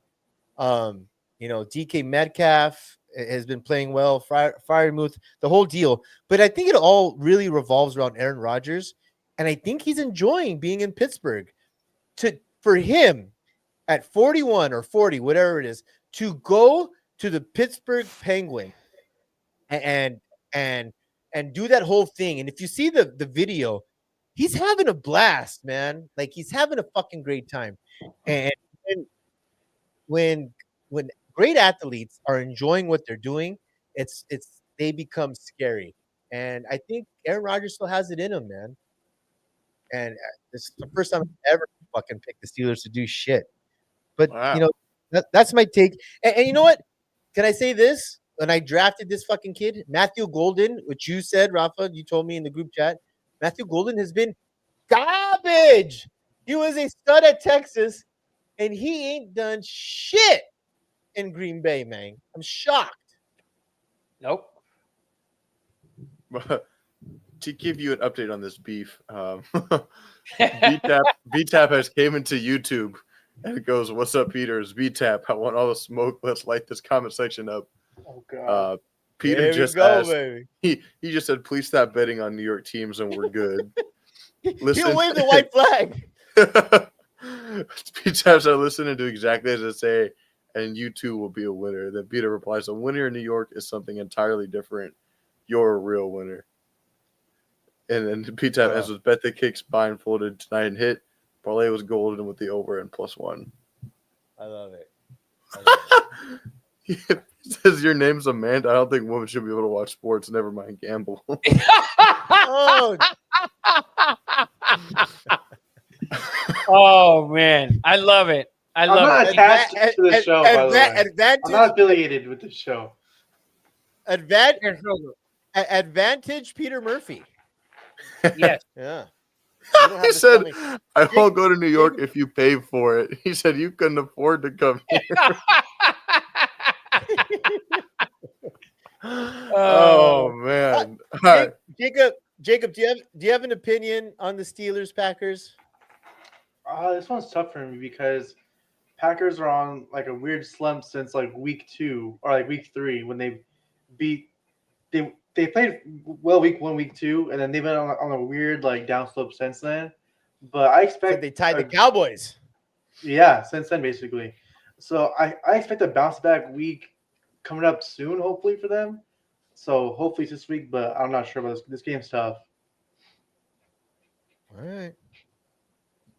Way to take a side. Yeah, sorry. I have no choice on this one. And Rafa likes the Steelers. I like the Steelers. Yeah. Last game of the week, right? The Redskins heading into the Chiefs. Chiefs are favored by 12.5, over under 47.5. Jaden Daniels got ruled out, so Marcus Mariota will be the quarterback of that game. Will we see a Marcus Mariota legacy game? No. He already had it against the fucking Raiders. And he could have 2 legacies. That's not saying much. It's not saying much. I mean, Eddie Money could do that against the Raiders right now. Sheesh. With all due respect. Facts. I'm just tired of seeing. I said with all due respect. I'm tired of Patty Mahomes getting, like, who said it? Being good at football? Walking down the what are you mad fucking about? cake aisle on this shit. He's gonna get another 4 touchdowns. He's gonna get another 4 touchdowns, and Rafa's gonna crown him as the GOAT, better than Tom Brady. That I promise you, it's gonna be a conversation. Nick Wright is going to ejaculate all over Fox Sports fucking cameras on fucking Monday Okay, or Tuesday, and it's gonna be disgusting. I'm fucking Rafa, tired of it. I got Tired you on of this it. one, Rafa. I got you on this one. Let me take No this shit. one. Go ahead, Jacob. I just need him to apologize to the Chiefs because you were on this huge Chiefs. It's over. It's done. They're the best team in the AFC by far. It's not even close. So, and Mahomes is playing the best probably he's played in a long time. So I think it's time for you to apologize. He has. He's you know what? And I have said that, and I thought this was their downfall, but he has played great. He has played great. Do I think they're going to win the Super Bowl? Do I think they're going to get Yes. the AFC Championship? No, I do not. I think there's too many holes, and he has been the benefactor of garbage ass fucking opponents. I'm sorry, and he has He beat the another shit out of the one. Lions, did he? Yeah. Who do And you he has trust in- with Like literally five beat the shit out of the Lions. with 5 of their 6 cornerbacks not playing. Okay, They just beat the decimated. Buccaneers. Decimated fucking defensive backfield. So Who that do you just trust in proves the my AFC? point. Who do you trust in the AFC to beat the Chiefs? Fucking give me the fucking Colts, man. Give me the Oh, fucking is Colts. this what it's come down to? Are you, Is this what it's come down to? Give me the fucking Colts. dude? Come on, Come on. Just admit defeat if you're gonna pick the Colts. The Dude. Chiefs have the Redskins this week. Next week they have the Bills, another divisional game in the Broncos, and then they play the Colts. Also, Oh, Sonny's in the building. yeah. He said Deutschland's in the building on Instagram. The Deutschland. Okay, listen. So the next 4 games, no, we're not going to take this game. Mahomes is going to walk on water against the fucking Redskins. Okay, so I don't want to hear that. But the next 3 games, Eddie Money, is what? Say again. Papa, At Bills, at Broncos, home against the Colts. 3-0. 1 and 2. 1 You're and 2. so- Who wants to take that bet? Over Who under wants to 1.5 take I'll wins. take that bet. Over 100. How dare you? 1 and 2. I'm Alright, telling 2 you. 2 By, and 1 by the easily. way, by the way, Oh, the here we Chiefs, go. Rafa's the Chiefs. looking up No, stats. hold on. I'm gonna give you the Chiefs schedule coming up. Eddie, it's at the Bills. Okay. Yeah. It's at Denver. Colts are at home, and then they go to Dallas. Yeah. I am going to be right. Chiefs are going to go back to what I thought they were going to be this year. Garbage. They can't run the ball. I'm sorry. You're And trying Pacheco- so hard. And Pacheco's a Puerto Rican. I don't give a shit. This is the same guy. This is the same guy who last week on this same show said that this was the Raiders Super Bowl last week. And It it was. was 31. It was. That We got game was fucking clapped. over after the first quarter, Eddie. It was. It- and those. Have you heard the stats? We're not going to go over the stats. Let's just- not even do it. No, that's not I didn't even do No. it. I didn't It's even not know even the worth Raiders- it. It's not even Thank worth God it. we're on a bye this week. We still Yeah. might lose. Yeah. I'm just The telling Chiefs you. the Chiefs are 4-1 in their last 5, Ed. I they're- know. Because. So what do you see, Rafa? Those next games, you're going against, I think, are 4 besides the Redskins. How do you see that going for the Chiefs? Okay, Bills. I think they lose. I think they lose to the Bills. Okay, but I do believe because they have a bye right after that. I believe that their game right after the bye is in Denver, right? So I believe that they Yes. will beat Denver, and then No, they they don't have a bye. Yeah, they do. They have a Oh, they bye do. right My after bad. I the didn't see Bills. it. Yeah, week 10. And So Andy Reid after a bye is legendary. It's too. phenomenal, right? So you're gonna Yeah. you're gonna go into Denver after your bye, right? So I think they beat Denver in Denver, and then after that they get the Colts at home. So I'm with Jacob. I think they go 2-1. I don't think they go 1-2. Hey, Jacob says 3-0. I'm going to say 2-1. And I say 1-2. I agree. I think Chiefs. 2-1, and then they absolutely fucking tap that ass against Dallas. Dude, they just got Rice back. They look good. I know it was the Raiders. They look good as fuck last week. They're going to look good this week, and we'll see how they do with the Bills. Listen, the Bills haven't played good the last two. They're coming off a bye this week. I did pick them against Carolina. It's on the road against a Carolina team. The Bills need if they don't have a good outing this week, then next week against the Chiefs, that might be tougher than that might be tough, Eddie. Might be tougher than you think. If they lose this week, they'll be 4-3. I don't think they lose this week. They just haven't. No, played it's NFL. You never know what happens, but I'm just saying. Right. But they just haven't played well. Coming off a bye, I think they win. They just haven't played well for you to act just right away assume, well, they're going to lose that game and they're going to be 1-2 and they're going to lose to Denver and yada yada yada. As certain as Eddie feels about it. Well, I don't assume anything. I'm not playing. I just don't think the Chiefs are as good as they appear to be these last 3-4 weeks. Jacob, did he not say in the group chat that the Chiefs were playing fucking phenomenal? Yeah. And then now all of a sudden they are. But They are. Okay, but let's say he's right, and let's say that they're not as good as everyone thinks they are. Who's the next team that's playing as good as them? Because the AFC right now is in shambles, it feels like. There's no one that can take that top spot. It was the Bills, but I don't think they're that team anymore. Some of these teams are just getting by, with the exception of the Colts. Everyone else is just getting by. 100%. Like the Broncos are 5-2, but they're literally it's the worst 5-2 I've ever seen in my life. They're just squeaking by. Like they're just squeaking by these games. Whether it was the Titans, whether it was the Jets last weekend against the Giants. Like they're literally just fucking just squeaking by in these games. So I don't see it. I'm with Jacob on this. All right. Thank you, Rafa. Your own son, Eddie, has betrayed you. 100%. What? Are we Not the first time. I'm not talking about this. I have a question. We're talking We don't about need the McRib story, Eddie. Yeah, there's no. We can keep that under. We don't need the McRib story, Eddie. Not the first time. Real quick before we end NFL, are the Colts possibly fraudulent? If we go through their wins, they have one loss. Colts could potentially be fraudulent. Their wins are against Miami, Denver, the Titans, Raiders, Cardinals, and Chargers, with a loss to the Rams. Just real quick. Go ahead. Real quick. I think if they're the last year's Vikings, I don't think that's being a fraud. I just think you're a good team up until you run into a tough week one in the playoffs and you lose. Like, to me, that isn't a fraud. I just think they'll be that good till the playoffs and then the pressure's on and they might get bounced week one. Good, not great. Yeah, I think that's not being a fraud. I just think they were a good team all year. They just happened to struggle the first week of the playoffs. I don't think that's being a fraud. I think that will be their path, though. They will be good all year, and they'll struggle in the playoffs when it comes down to it. Rafa, what's your opinion? Because I have a strong opinion. Rafa, what's your opinion? I agree with Jacob. And last year, during the season, I said it on the show that to me the Vikings would lose their first playoff game, and we saw it.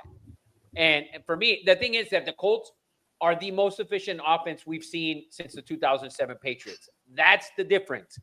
And to me, if you watch that Rams game, they should actually be a 7-0 team. They should be 7-0. They gave away that game there. Okay, they gave that game away. The Rams, they were given an opportunity, and the Rams took it from them. But they gave the Rams the opportunity. They shouldn't have had that. The Rams should have lost that game. The Colts should be easily 7-0. So I don't think that they're a fraud. Listen, the game against Denver was a hell of a game. They got an opportunity at the end. Denver made a mistake. It happens.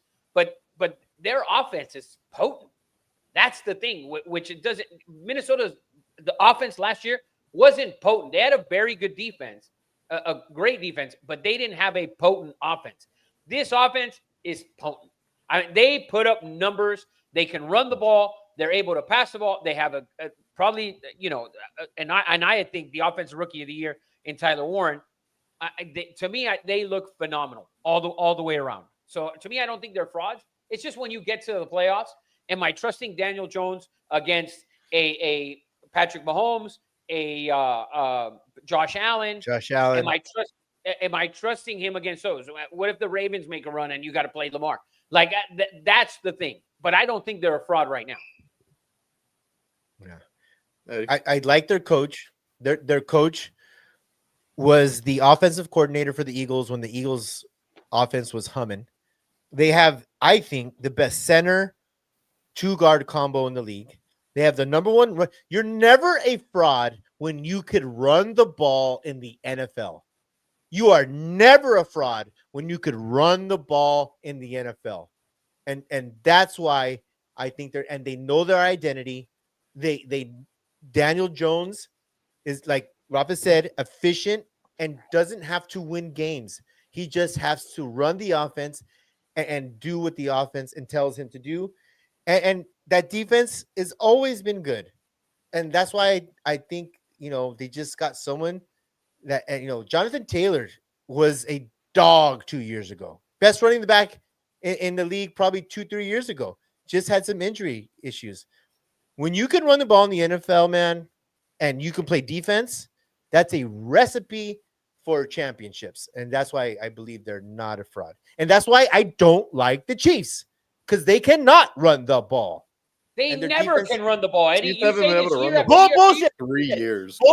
Bullshit. They ran the ball well the last 2 years. Their offense was predicated off of them running the ball the last 2 years. That's not true, Rafa. That is not true. They can't run the ball this year. I'd love to know their stats the last 2 years in rushing, because I don't think they were amazing at running. They weren't like top. There's no way that they were top 3 in rushing last year. First of all, their defense carried them last year. The last 2 years, their defense. Patrick Mahomes makes plays when he has to make plays, and he did that all last 2 years. He's done it his whole career. Okay, but his offensive numbers the last 2 years were mid as fuck. He just makes great plays when he has to. And you know what? That's what champions do. But that defense for the Chiefs the last 2 years was great. And their running game was very good. Now we're seeing a total different Chiefs. It's reliant on Patty Mahomes too much this year. And that's the truth. That's not even opinion. That is the hard truth. And can you take the truth? Can you handle the truth? Hakatomi Plaza? By the way, real quick, Jacob. Yeah. I looked it up for you, and you are 1,000% correct. I figured. And your father is 1,000% incorrect. Last year, just so you know, Eddie, last year, the Kansas City Chiefs averaged 105 yards a game rushing. Yep. That was 1, 2, 3, 4, 5, 6, 7, 8, 9, 10, 11. 22nd. That's 13 from the bottom. Not from the top. From the bottom. Okay. This year, they are 3, 5, 7, 9. They are 14th from the top, Eddie. So they're averaging rushing the ball right now, Eddie. Rush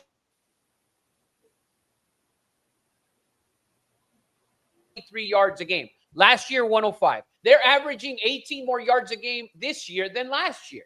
And if we go to 23, let me give you a 23 number real quick. 23 was 104.9 yards a game. They rush. So they're literally running for 20 yards more than they did 2 years ago and 18 more yards than they did last year. And you're talking about a team that can run the ball? No, Eddie. You have your Patrick Mahomes goggles on. Okay. No. I the numbers don't lie. No. Bullshit. I caught your ass. I trapped Chiefs cannot run the ball at all, Eddie. Patty Mahomes is like the number 3 rushing quarterback in the NFL this year. He's running the ball too much.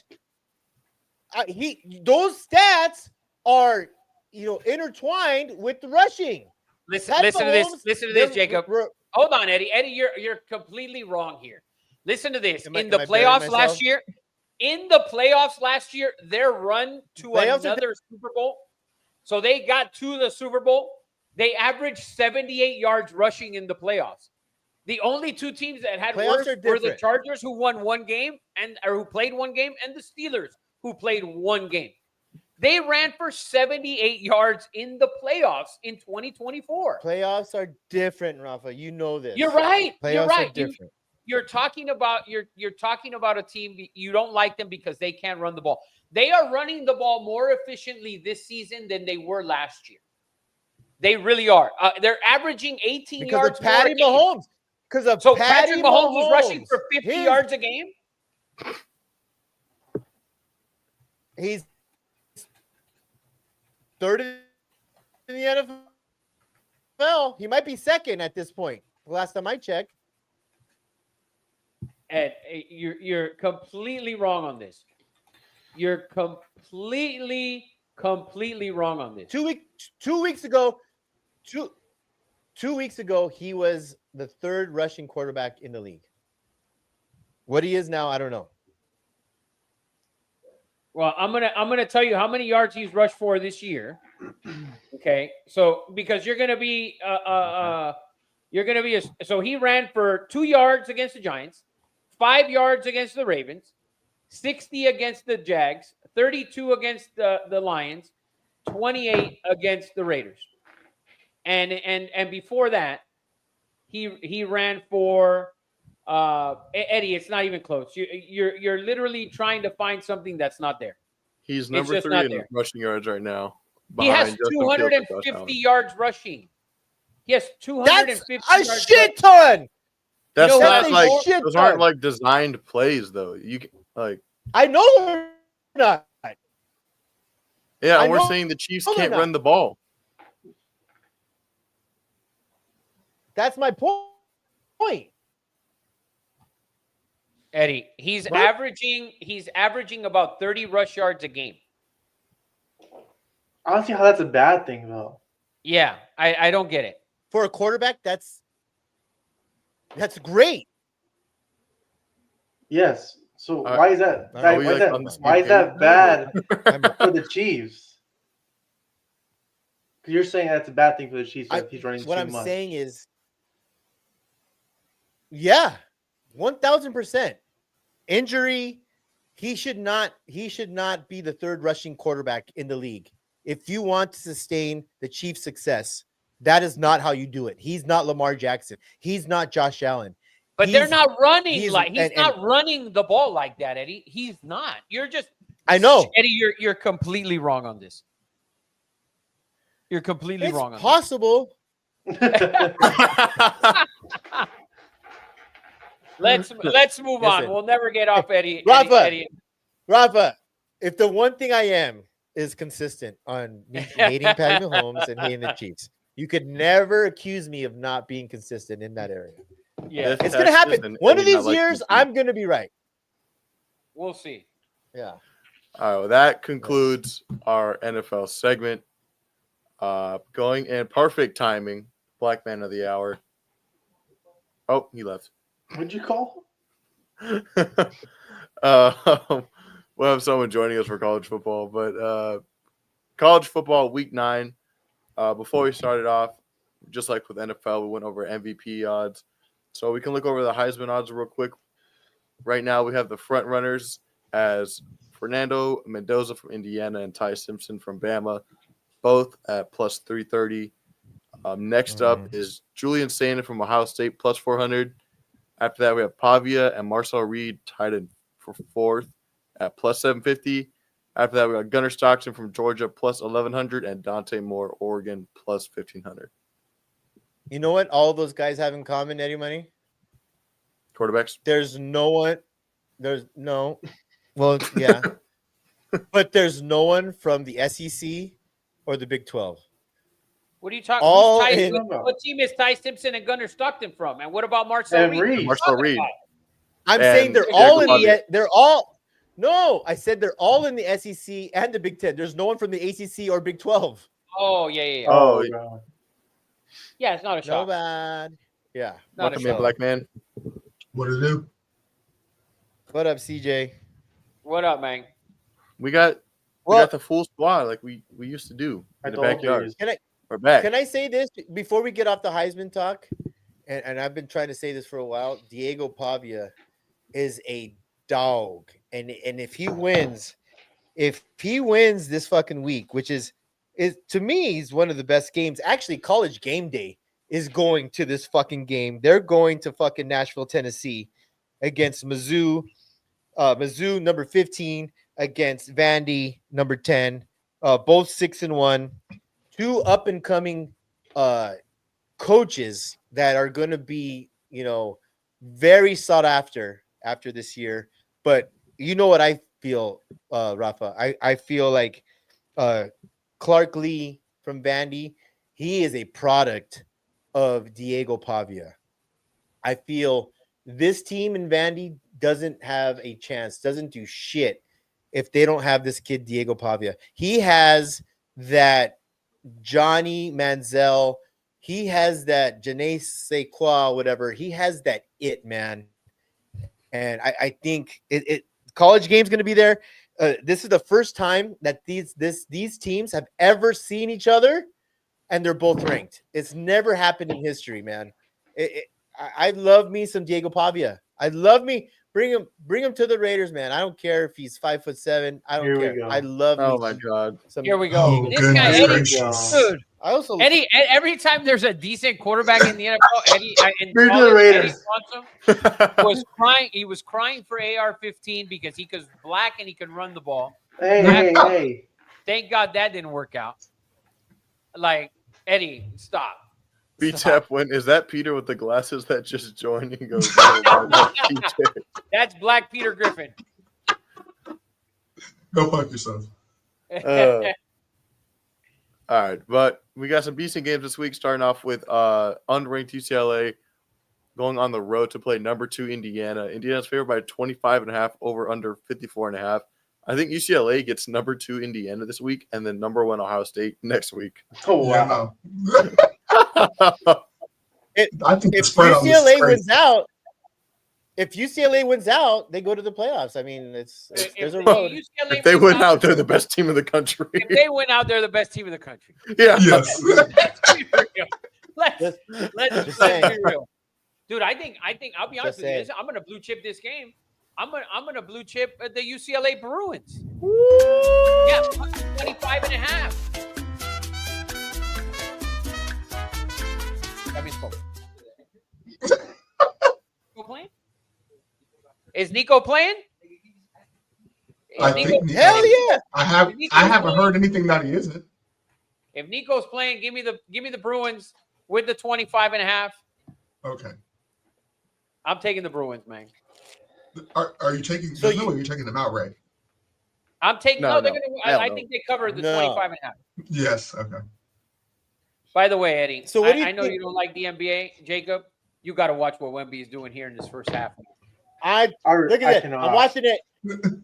I'm watching. Oh my god! What are his stats? Look at that. I don't know, but he went up and under, reverse dunk, and won. I mean, he's also 7'7". I would hope he can do that. You still I'm being a hater. I'm sorry. Don't hate, dude. Don't hate. You got the fadeaway now. Eddie, you saw the fadeaway with the M1? This is a podcast of haterism. Bro, there's so much haterism right here going on. He's got 20. He has 20 in the first half tonight. Listen, Rafa, speaking of haterism, Kurt Signetti, detective in all the 1950 movies and head coach of the Indiana Hoosiers, has him at number 2, right? Never been there. Just got the humongous extension. Listen, Indiana Hoosiers, they haven't made the Sweet 16 in basketball since I don't know when, okay? Indiana Hoosiers are now a football school, and you can't tell me any different because they signed a check for like $80 fucking million and gave it to Kurt Signetti, and they have ballers. Fernando Mendoza, transfer from Cal, might be the number 1 fucking pick in the fucking draft, and I'll take him too in the Las Vegas Raiders. Come on, Rafa, get on board, man. The landscape has changed, Papa. That's 2 Hispanics. I'm only cheering them on because Fernando Mendoza is Cuban. That's it. DEI. DEI. DEI. This is 100%. I Black said, people do it all the time. no, exactly. If I do it all was about the to say, time. if I did some shit like that, Rafa would be fucking growing the hair right now. Black people do it all the time. I'm gonna do it. Oh my gosh. Here we go. He's Well, actually a listen, pretty good he's fucking ready quarterback for all too. the Kirks to No, get yeah, excited. no, he's dope. He's good. I'm just giving him shit. Because if I was like, oh my gosh, AR-15, fellow Negro, Rafa would be going nuts right now. AR-15 wasn't the number 2 team in the country ever. Okay, AR-15 wasn't the Heisman favorite at any point ever. So I'm sorry. I'm going full DEI here. Black people do it all the time. I'm gonna do it too. Fuck it, paisano, baby. It's not like he's going to get many opportunities when they're Heisman favorites. So he's really good. We'll see what happens. He's UCLA, really good. UCLA going to cover this weekend though. Yes, 100%. You know what I did like? I did like about Cignetti that he came out and he told his team, "We're playing a 3-0 football team." That's what he did tell them that. He said, "We're playing," because this is a completely different football team than we saw the first 4 weeks or their first 4 games. This is a completely different team. And like, Cignetti's absolutely right. And I did like that. And you know, I don't like Indiana's because I can't see them playing football. But God willing, they're doing the thing, man. I'm going to have to apologize to them until they. I've been watching Nico. Wow, this is a full turnaround moment. I've been watching Nico, and I feel like he is playing just as good as he was playing at his best at Tennessee. Like, he's looked just phenomenal, in my opinion. Like, that, obviously, the team around him has completely turned around, but Nico was looking really, really good. Yeah, I would agree. CJ, switch your mic. Goes on the mic. You have anything? Indiana? Are they real? Are they real? I think so. I guess we'll find out. I don't know. Find out like UCLA's the test.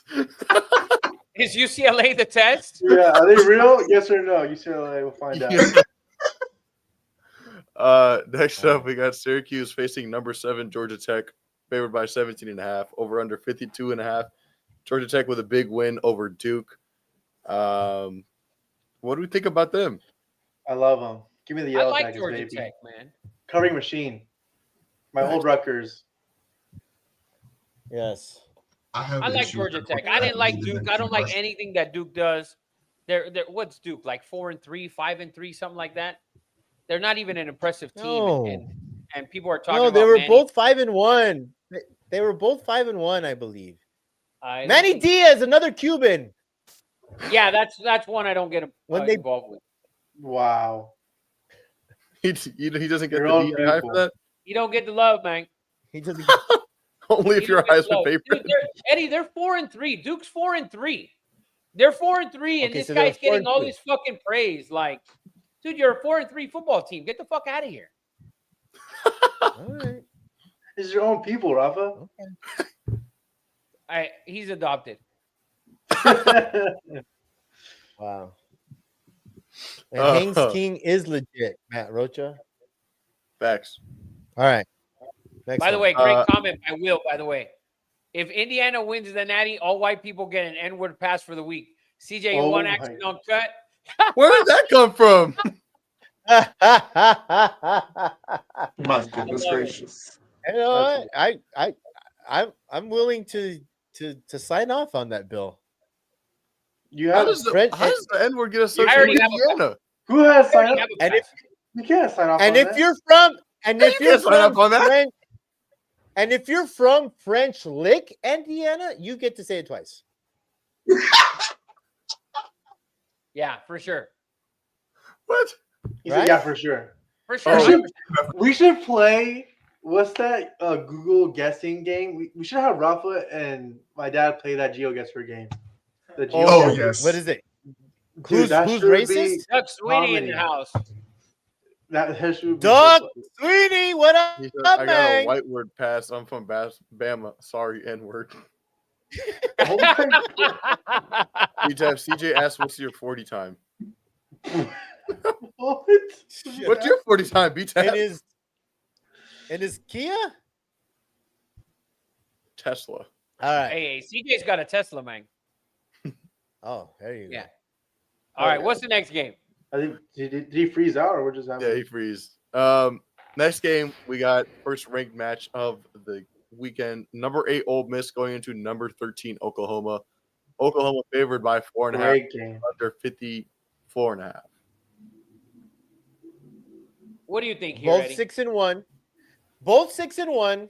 There's been a shit ton of talk I've heard. Lane Kiffin to Florida. What Lane Kiffin has done with this kid Chambliss is nothing more than magical, right? And I am a fan of John Mateer. I thought they brought him back too early against Texas. I like Oklahoma here. I do. And I'm a fan of Lane Kiffin. I'm a fan of Ole Miss. But it has been proven that Oklahoma is a blue blood. And I like Brett Venables, and I love John Mateer. I think we've signed him off way too early. He had a bad game against Texas. He probably shouldn't have played. And I like Oklahoma here. And I do agree. I think Lane Kiffin would be a good fit in Florida. I really do. Matthew Rocha said, Ole Miss lost to Georgia. Oklahoma lost to Texas. Give me Ole Miss. There it is. That's the one that I was talking about right there. I like that take. All right. I like Ole Miss too. Because I don't like Venable. I agree with you. I think he's, I think the teams, I feel like they get like a Notre Dame kind of push all the time. Like every year, like we're going to put them in the top 25. Notre Dame gets a bigger push because they get in the top 5. You're the one who did that. Yes. Oh, no. I'm a Boomer Sooner for sure. That was 100%. I'm off of that, though. I'm off of Will Venable. I'm off of him like Diddy's off of the dude in the next level over. So I'm done with Oklahoma. I like Ole Miss here. Give me Ole Miss. Give me Lane Kiffin plus the 5. Or what is it, Eddie Money? 4.5. I saw it at 5.5. If you see it at 4.5. 4.5. I saw it at 4.5 as well. Yeah.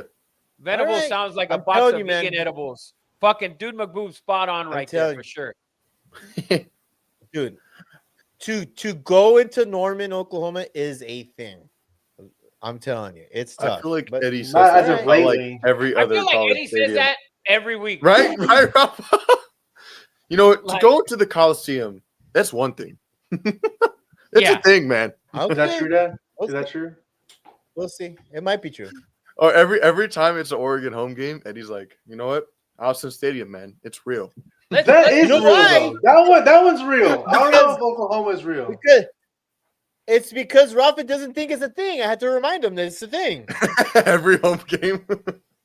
Dude, I don't think it's a thing. You just lost to Indiana. I don't think it's a thing. Yeah, that's true. I don't know if it's a thing. I really don't. It's a thing. So, I think more of Wisconsin is a It's thing than Oregon. All right. Move on. Yeah. Next up, we got Eddie's team, UNC. They're at home playing number 16 Virginia, favored by 10.5, over under 51.5. Virginia's a good team.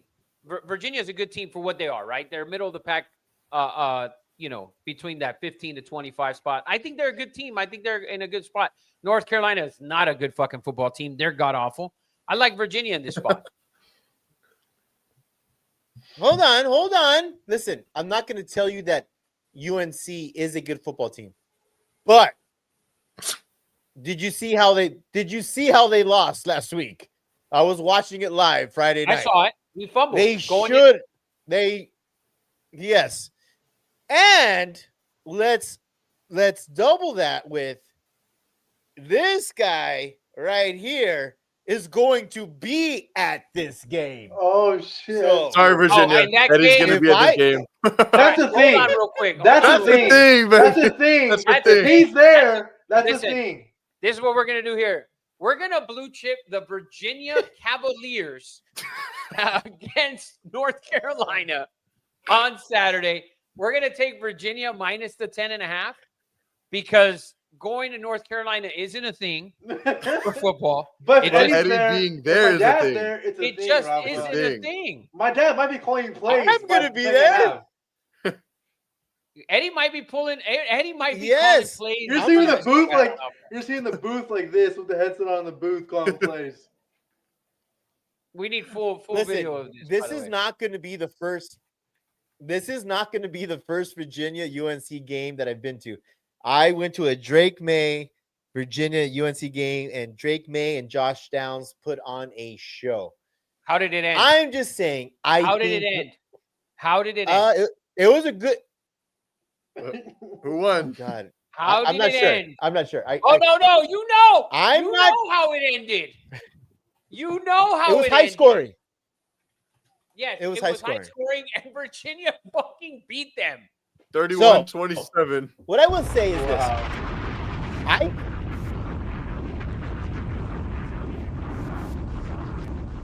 Oh, that went on a little long. Yeah, that went way long. Our better team. Yeah. I think Cal and Stanford are better teams than what people think. I think UNC, go Heels, great day to be a Tar Heel, showed some life last week and should have beat a Cal team. Not a great Cal team, but to go on the road, they are trusting the process. They are getting better.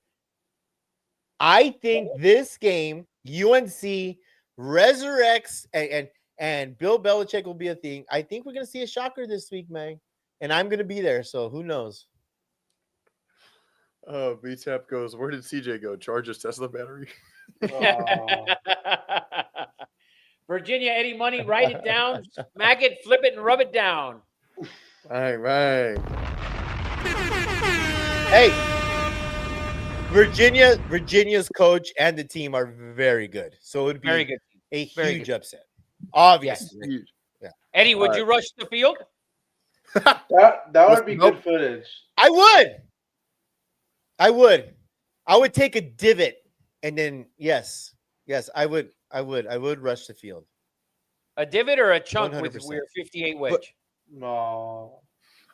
Oh, I took some 58 divots today. I would take some 58s today. But you know what? I mean, that being said, go live we will probably be gone before the second half. If all things point to how this season's gone so far. Oh man. I mean, it's possible. I'm trying to be positive, man. Matthew Rocha goes, Eddie, would you hire Bill for the Raiders? No. Not if the girlfriend comes. Attached at the hip. Yeah, that's not not if the girlfriend. BTAP said, go viral. Fuck us all talking shit about you going LOL. Go say hi to Bill's girl. There you go. Yeah, I could go try to pull his girl. Yeah, there you go. Shouldn't have heard that through all the walls. Yeah, you definitely. You're screwed. Wow. I'll use Shanae to go pull her. How about that? Next up, we got a great unranked SEC matchup. We got Auburn going into Arkansas. Arkansas favored by 2.5, over under 56.5. Nothing great about this matchup. I think this game's gonna be good. Thank you. It will be a good game. I think it's gonna be a good game. I'm gonna blue chip the over in this game, Eddie Money. Over 56.5. Both quarterbacks to play. Arkansas hasn't played bad. Arkansas hasn't played bad, with the exception of giving up that they played a tougher schedule than most. They haven't played bad. They blew that game late against Memphis. Shouldn't have happened. But I think they're a decent looking team. So I'm going to go here. I'm going to take the over 56.5 with Auburn and Arkansas. I think Auburn wins that game. I think Auburn has also played really well. They've had tough luck, I feel like, in some of these games. Like they should have won some of these games. But they've had a brutal schedule. Bad call here. Like the SEC is, I feel like it's tough this year to stack up a really like a 10-9 win season. Listen, fucking Arkansas, and I've told you for 3 weeks. I believe his name is Talon Green, 6'5", 240, has a rocket launcher. They scored 42 points against the number 3 team in the country last week. 42 points against Texas A&M, who I'm a huge fan of. I love what Rafa says. I love the over. Arkansas, this quarterback is going to be drafted in the first round. He's probably going to be AR-15, but it doesn't To matter. the Raiders. To the Raiders. Yeah, We'll take them. It doesn't matter. But I mean, you scored 42 points against the number 2 or 3 team in the country. You're doing something right. This quarterback is legit, man. No, they put up points. They put up 30 plus against Ole Miss. I'm looking here. They put up 30 plus against Tennessee as well. And the thing is, look at the teams they played. They played Ole Miss on the road. They went to Memphis and they lost that game late. They played Notre Dame at home. Notre Dame, a superior team, obviously. They went into Tennessee and they covered late. And then last week they hosted A&M, and now they host Auburn this week. This team, it's just a brutal schedule, to be honest with you. And that's what happens when you play in the SEC. Yeah. And they still have LSU, Texas, and Missouri still left on their schedule. Damn. Oh my gosh, that's crazy. Death They're row. brutal, and they got Mississippi State as well. So they got some. But we're gonna take the over here. That's what we're doing, man. Mine. All right, another SEC matchup. We got number 4 Bama favored by 12.5 going into South Carolina over under 47.5. I know you guys were really disappointed in Sellers last week and South Carolina as a whole. Yeah, this week been disappointed all fucking year. Should Shane Butler be on the hot seat? Shane, 1,000%, 1,000%. His kids are getting bullied in their grade school. Their dad's not covering. Yeah, their grandfather had a butt cheek attached to his neck, and they 100%. You don't know about this, anybody? No. You don't know about Frank Beamer's neck? You don't know Frank Beamer? He's like a turkey neck. Beamer, Benz, or Bentley? It's not a turkey neck. No, you don't know. It's his ass on his face. What? It's his ass attached to his neck. Frank Beamer got into a huge accident when he was young. They did a skin graft. You know where they took the skin from? Oh, his ass. That's why it looked like he had his ass right here on his neck. That's a factual fucking statement. He had ass neck. And you know what? And shout out to Frank Beamer. Shane Beamer, you wish that you could be as good as a coach as your dad and had your ass attached to your neck. So does he automatically qualify for ass-tastic head coach? No, he's not that good. But no. He's physically present as ass-tastic. No. Yeah, no. No, his dad was not. Yeah. Yeah. Oh man. Matthew Rafa said to blue chip Bama in this game. Yeah, we are going to blue chip Bama. I think Bama's right now playing as the second best team in the country. Indiana, I see. I think Alabama's played better teams. I think and to me, I think they're the second best team in the country right now behind Ohio State. So I put Alabama at number 2. I think their defense has been surprisingly good after we saw them pretty bad to open the season. And Ty Simpson, he's up there for the Heisman. I think he'll have another great performance. For sure. He looks great at quarterback. My question to you now is this job too big for Kalen DeBoer? He's number 2 in the country. Now that we've seen what Florida State is, and Mike Norvell, who I've said for fucking 3 years, and you argued with me, he's garbage. and they can't fire him because they don't have the money to fire him. Okay. How did you lose to Florida State? But listen, early wins are forgivable. Good coaches get good teams better. And that's what Kalen DeBoer has done. Okay. Where do you stand on Kalen DeBoer, Rafa? I'm back. I'm going to backtrack here. I think he's done a hell of a job. Listen, he beat Georgia again, and he's winning. That game last week against Tennessee, they were phenomenal on both sides of the ball. So he's got the team in the right direction, Eddie. He's done a great job so far this year. To be honest with you, he's up there. We might put him on the fucking ass-tastic fucking Mount Rushmore. He's making moves. Wow. He's climbing the charts, man. He's climbing the charts. We should do a weekly ass-tastic list. Like, who's having the best ass-tastic week? We should do a top 5 like ass-tastic week. Yeah, for sure, man. He's climbing the charts every week. Oh yeah. Yeah, Lane Kiffin would have got, for sure. I agree. Oh, yeah. CJ and Hakatomi Plaza, where do you stand on this game? 12.5 is a lot of points, man. I love Alabama. We're gonna blue chip Alabama. Woo! Dude, Same it's here. South Carolina just Bama. South Carolina just looks fucking god awful, dude. They just look so bad. Sellers just looks awful. What were we thinking? Yeah. I don't know, man. You guys were I don't both know. so high on him too. I wish I could erase that post that I made. But I can't. Right. It's the internet. Another banger of a SEC matchup. We got number 15 Missouri going into number 10 Vanderbilt. Okay. Vanderbilt's favored by 2.5. Over under 52.5. Vanderbilt's a thing, dude. Vanderbilt's becoming a thing. As much as I hate it, it's becoming a thing. Unbelievable, man. Dude, it's unbelievable. Are you guys waking up early in the morning? I know a lot of times you're golfing, Rafa. A lot of times I might be golfing too. But have you seen how much money McAfee has given away on these kicks the last 3 weeks? Yeah, it's like and I don't know what it is. And just so you know, Rafa, it's his money. Last week, I think a kid made a kick for $600,000. The week before, I was watching it. I couldn't believe it. She missed the kick because she's never kicked a ball in her life. And then McAfee said, if what's his name? Herb Street can throw it through and he didn't know this was going to happen, and he barely made it over. He gave her $300,000.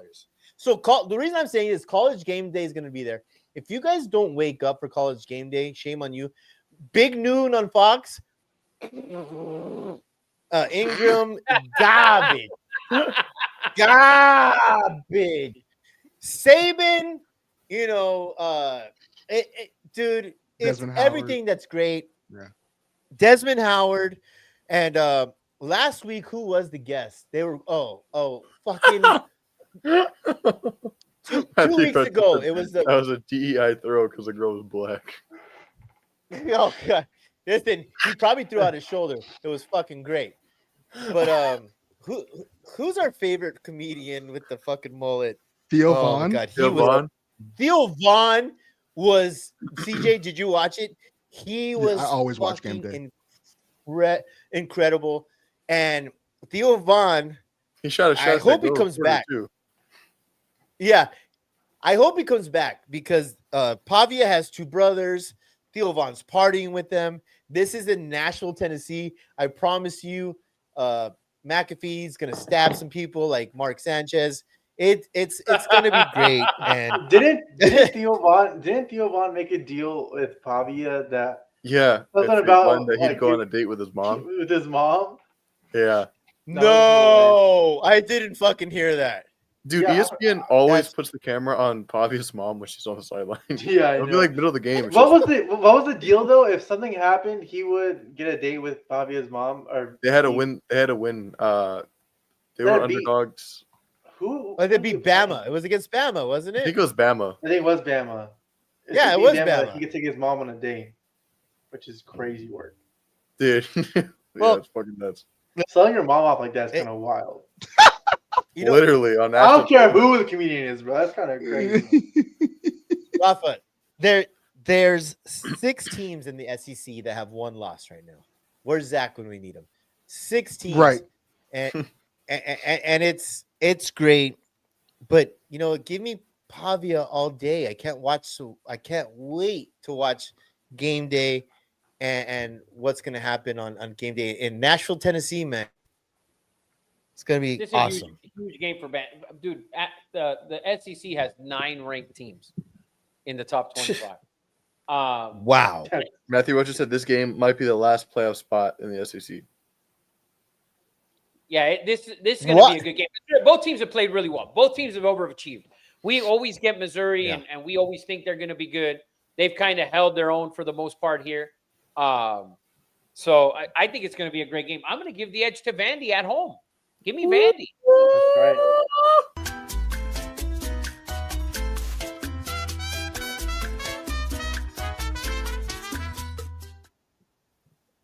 By the way, I'm just telling you So, guys you know, that so real quick. the Mizzou. Eddie, real quick. Jacob, you need to watch Wemby. I'm not having this hate. Oh my I'm watching. God. I'm watching. My God. Oh Bro, my God! Are you watching this Step shit, back. Eddie? You guys are so ridiculous. I just watched. Bro. It doesn't matter. No, It doesn't right as matter. Rafa said that shit, bro, he crosses over there. Oh my god! I would rather watch. He crossed over, Saint step back. Bri- And by the way, haterism. Phenomenal. Haterism. Phenomenal.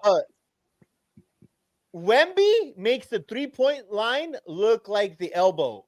He makes it look like a free throw. It looks so close for him. He's so fucking big. It's fucking crazy. Pause. But okay, before we get out, Anyways, back to Pablo. before we get off this game, Mizzou 6-1, Vandy 6-1. I said it earlier.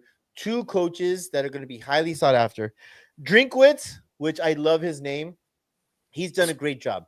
Drink with Okay, him, man. but Tribola, I think that's how you say his name, the quarterback from Mizzou. And by the way, 2 weeks ago they had the number 1 running back in the country. He's had a bad couple weeks, not bad, but this running back was the leading running back in the country from Mizzou.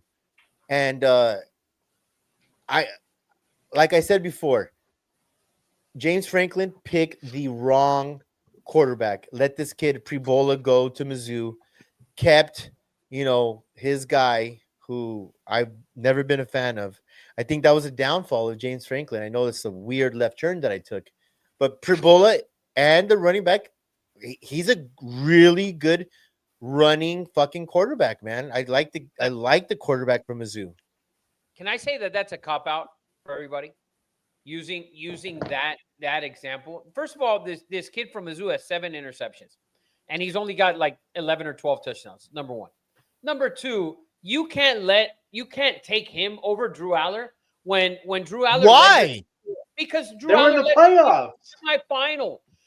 Yes, they played nobody, and it could have been that he had Tyler Warren, which was a safety blanket. It was like a Kelsey Mahomes type of deal.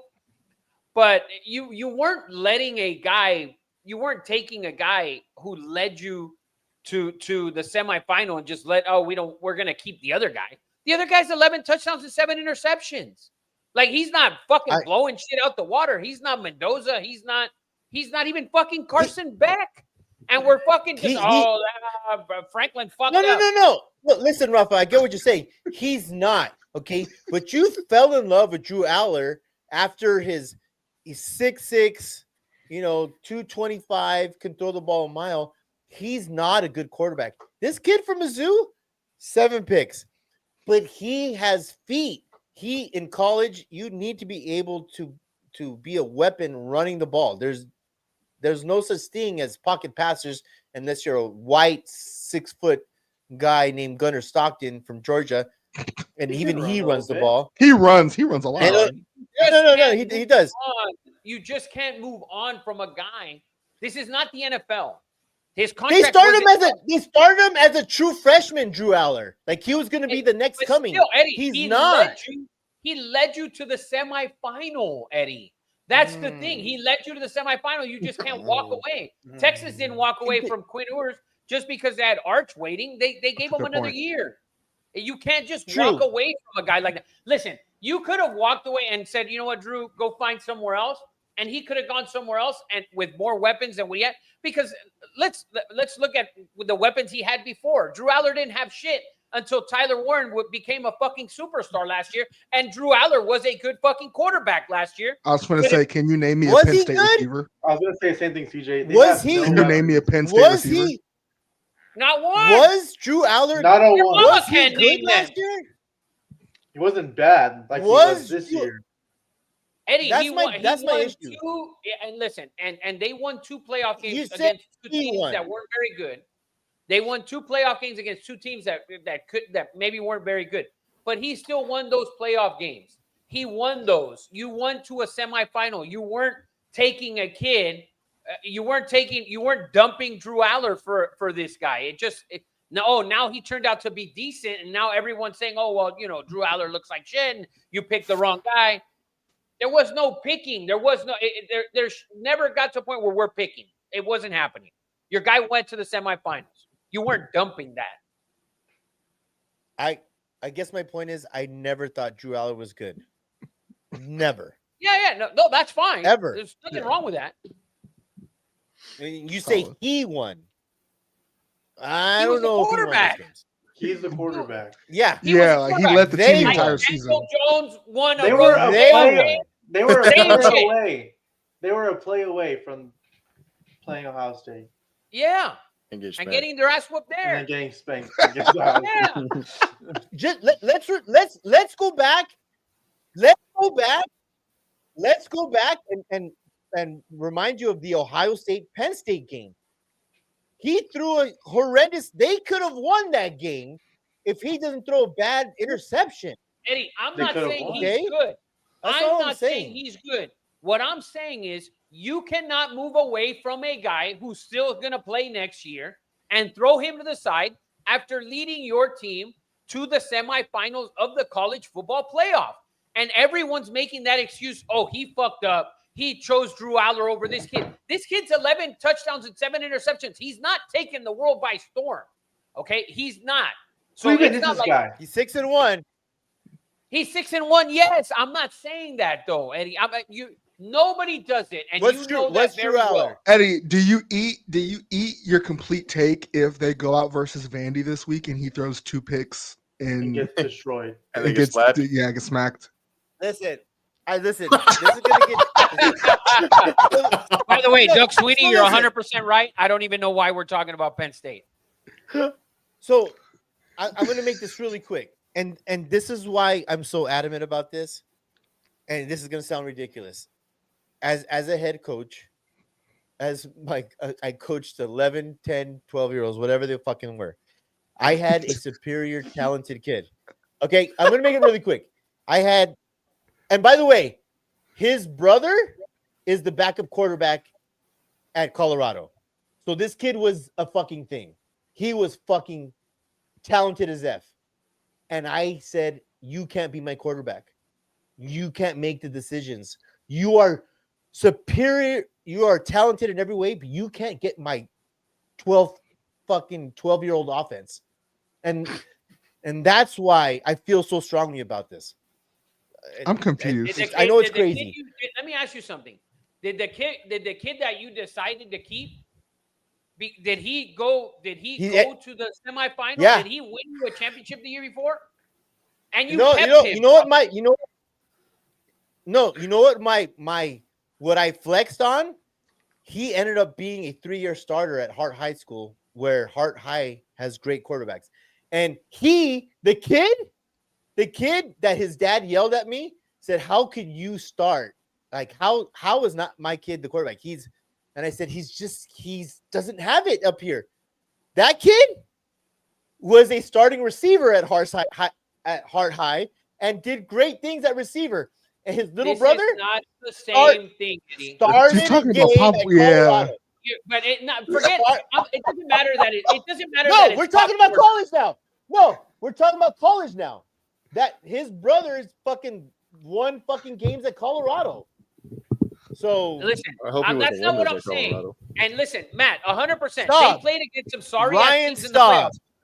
The fact is that nobody ever moves on from a quarterback who's still eligible after successful. They just went to a semifinal. That's what I'm saying. So this is another perfect example.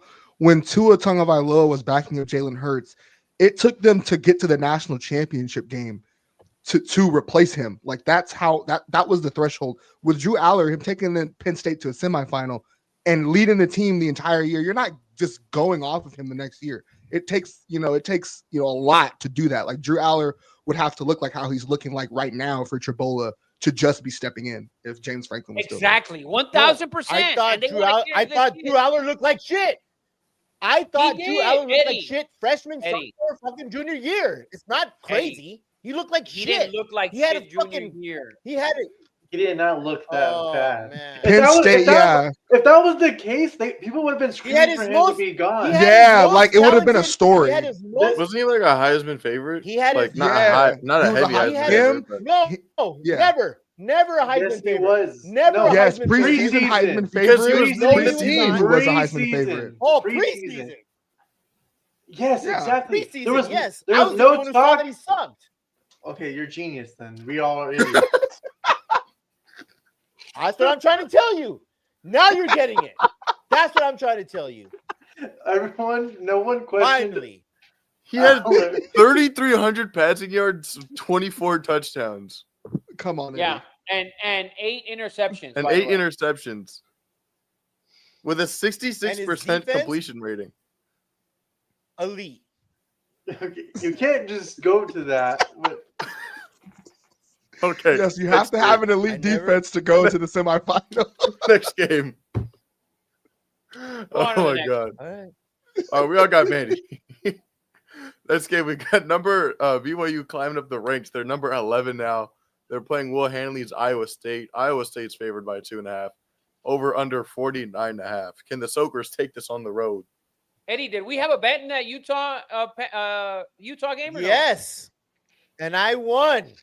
You lost. I had BYU, baby.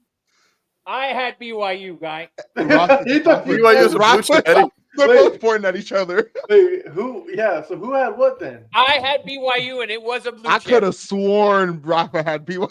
Rafa had BYU as a blue chip. You sure about that? Roll the tape. It was a Roll blue Roll the chip. tape. Check the tape. Roll it back. Go to the booth. Hold on. Go to the booth. Right. Thank You you. need Greg reviewing Staccator. it? Rafa had Who's Yeah. BYU. Staccator?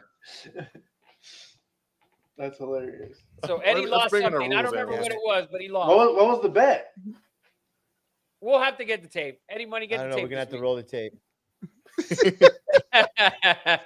week. Who's BYU playing? Damn it! I Iowa thought. State. Will Hanley's Iowa State. Wow. By the way, BYU ranked Really 11th, 7-0. You know, going into Ames 5-2. Iowa State's not even fucking ranked, and BYU's a dog. Yeah, they're Kind not of ranked. crazy, man. 100%. Disrespect. I feel like a Big 12 is a coin flip every single. Every week. Every week. You just don't know. Like a 5-2, 4-3 team is just bound to be a 1-loss undefeated team. Like it's just bound to happen. Matthew Roach just said Not Iowa me. State lost to the Colorado Buffs. That's all you need to know. I think it's gonna That be a was tough game. I think it's gonna be a Yeah, tough I don't game. think it's gonna be that easy. I think it's gonna be a tough game, and that's why Iowa State's favored. I'd give the edge to Iowa State here. Same. Just the for the Soakers? record, I picked BYU to win the Big 12. Just saying. I might have lost You last did. week, but I did pick BYU, and I really like Iowa State. I love the- Campbell as a coach. Is this the first like real test for this quarterback for BYU on the road? Like it's like his first like tough road game. Let me check. Will Hanley, what do you think? We got all the mafia in here. Will Hanley, Duck Sweeney, Tap. Yeah. Yeah, Roach is in here. Rocha, I Roach? I like Iowa State. big plus, and I cannot. Yeah. Yeah, they I went like on the Iowa road and State. they went on the road. Well, BYU went on the road and beat Colorado, and they went on the road and beat Arizona. Is They're that going now into Iowa those State. tough And then games though? I think Iowa State's much tougher than those two teams. well, and that Arizona game, they had to come Oh, yeah. back. I think Iowa State's a much tougher task. I think Yeah. Iowa State can win this game. I think they're probably going to win this game, to be honest with you. And then next week they got to go to Texas Tech, and we'll get to that's Texas a Tech. good game. Texas Tech, if they had their starting quarterback was scratched late in that game. So Ducks when he said BYU is religious, so I'll take them. Oh my Oh god. my gosh. That's right. That's right. They have magic underwear. They're probably all what's that? Spoon what's it? It's not spooning, They're all soaking. soaking. They're all soaking week before. 100% so. Testosterone. So- Don't get it out. That's Iowa how State- you were made, Jacob. That's how you were made. Your mother and I soaked. My Someone took the bed for him. Jake. I think it's bedtime for me. I have to go to bed,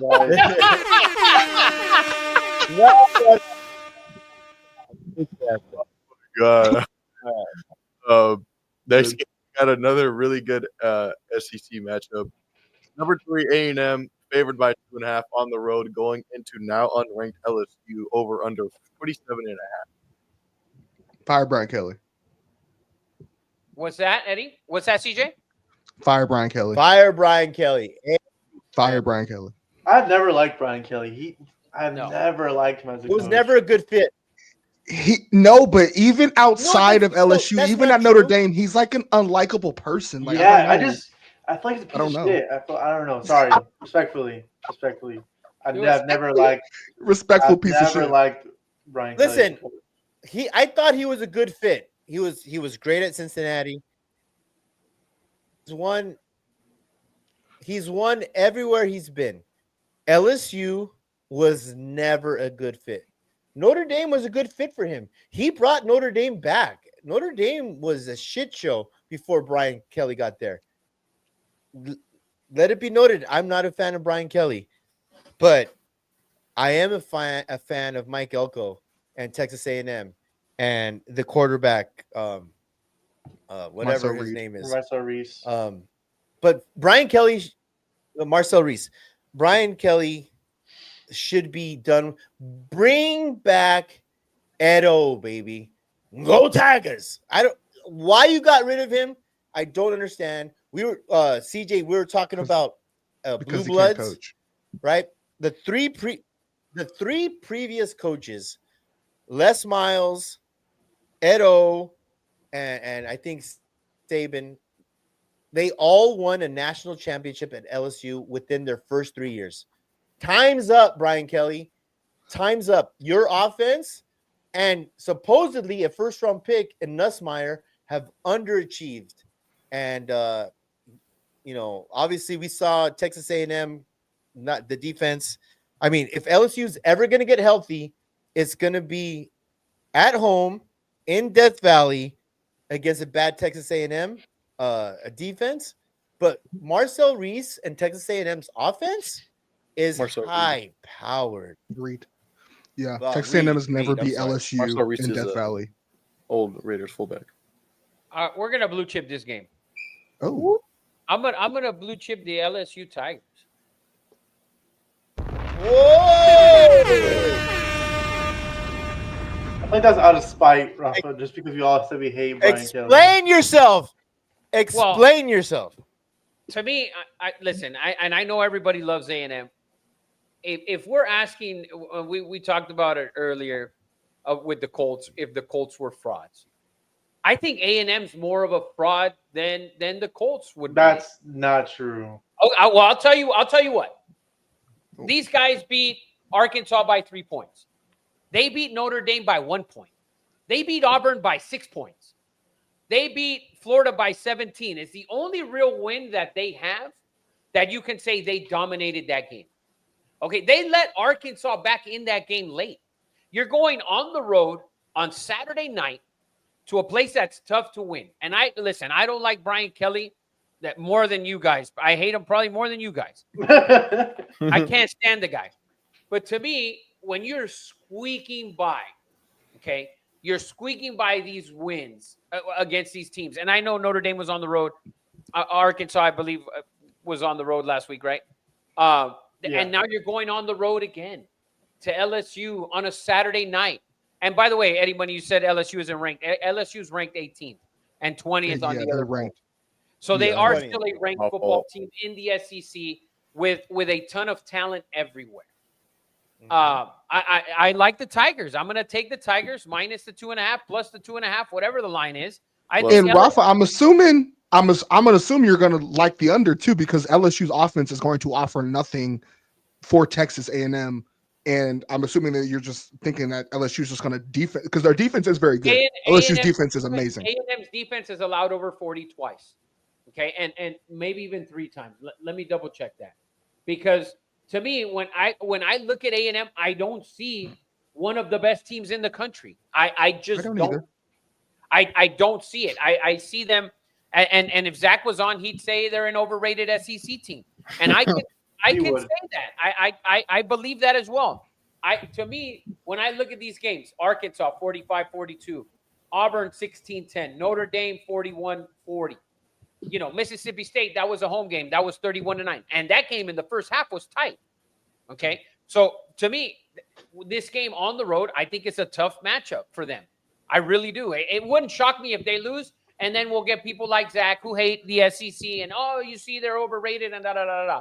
It's LSU on a Saturday night. Texas A&M has also never beaten LSU on the road. Take it from there. I just think, for one thing for sure, last week against Arkansas scored a garbage time touchdown with like 20 seconds left to make it a 3-point game. Like, I guess that gets us a 3-point win anyways, but they had that game won, I believe. No, they did. They did have one, and then they didn't cover. Yeah. So, but good teams win, great teams cover, right, Jacob? That's a fact. I mean, I can't argue that. Fuck, you have my hand tied here. Yes, you got me there. But besides that, I just think if you make LSU beat themselves, you'll be fine, because LSU is known to beat themselves more than anything. You just have to play mistake-free football, and LSU will find a way to lose the game themselves. I believe. I think this is those games. This is the thing, though, that this is those games where it can literally just jump LSU's shot at the playoffs, and they've looked terrible. Yeah. And they can go on and beat the number 3 team in the country, and now all of a sudden they're back in the playoff talk again. That would piss me off. I think. I think. Go for it, Dad. No. Death Valley is, top 3 toughest places. Say it, Eddie. Say it, Eddie. Say it. It's a thing. It's a thing. It's a thing. I told you. It's a thing.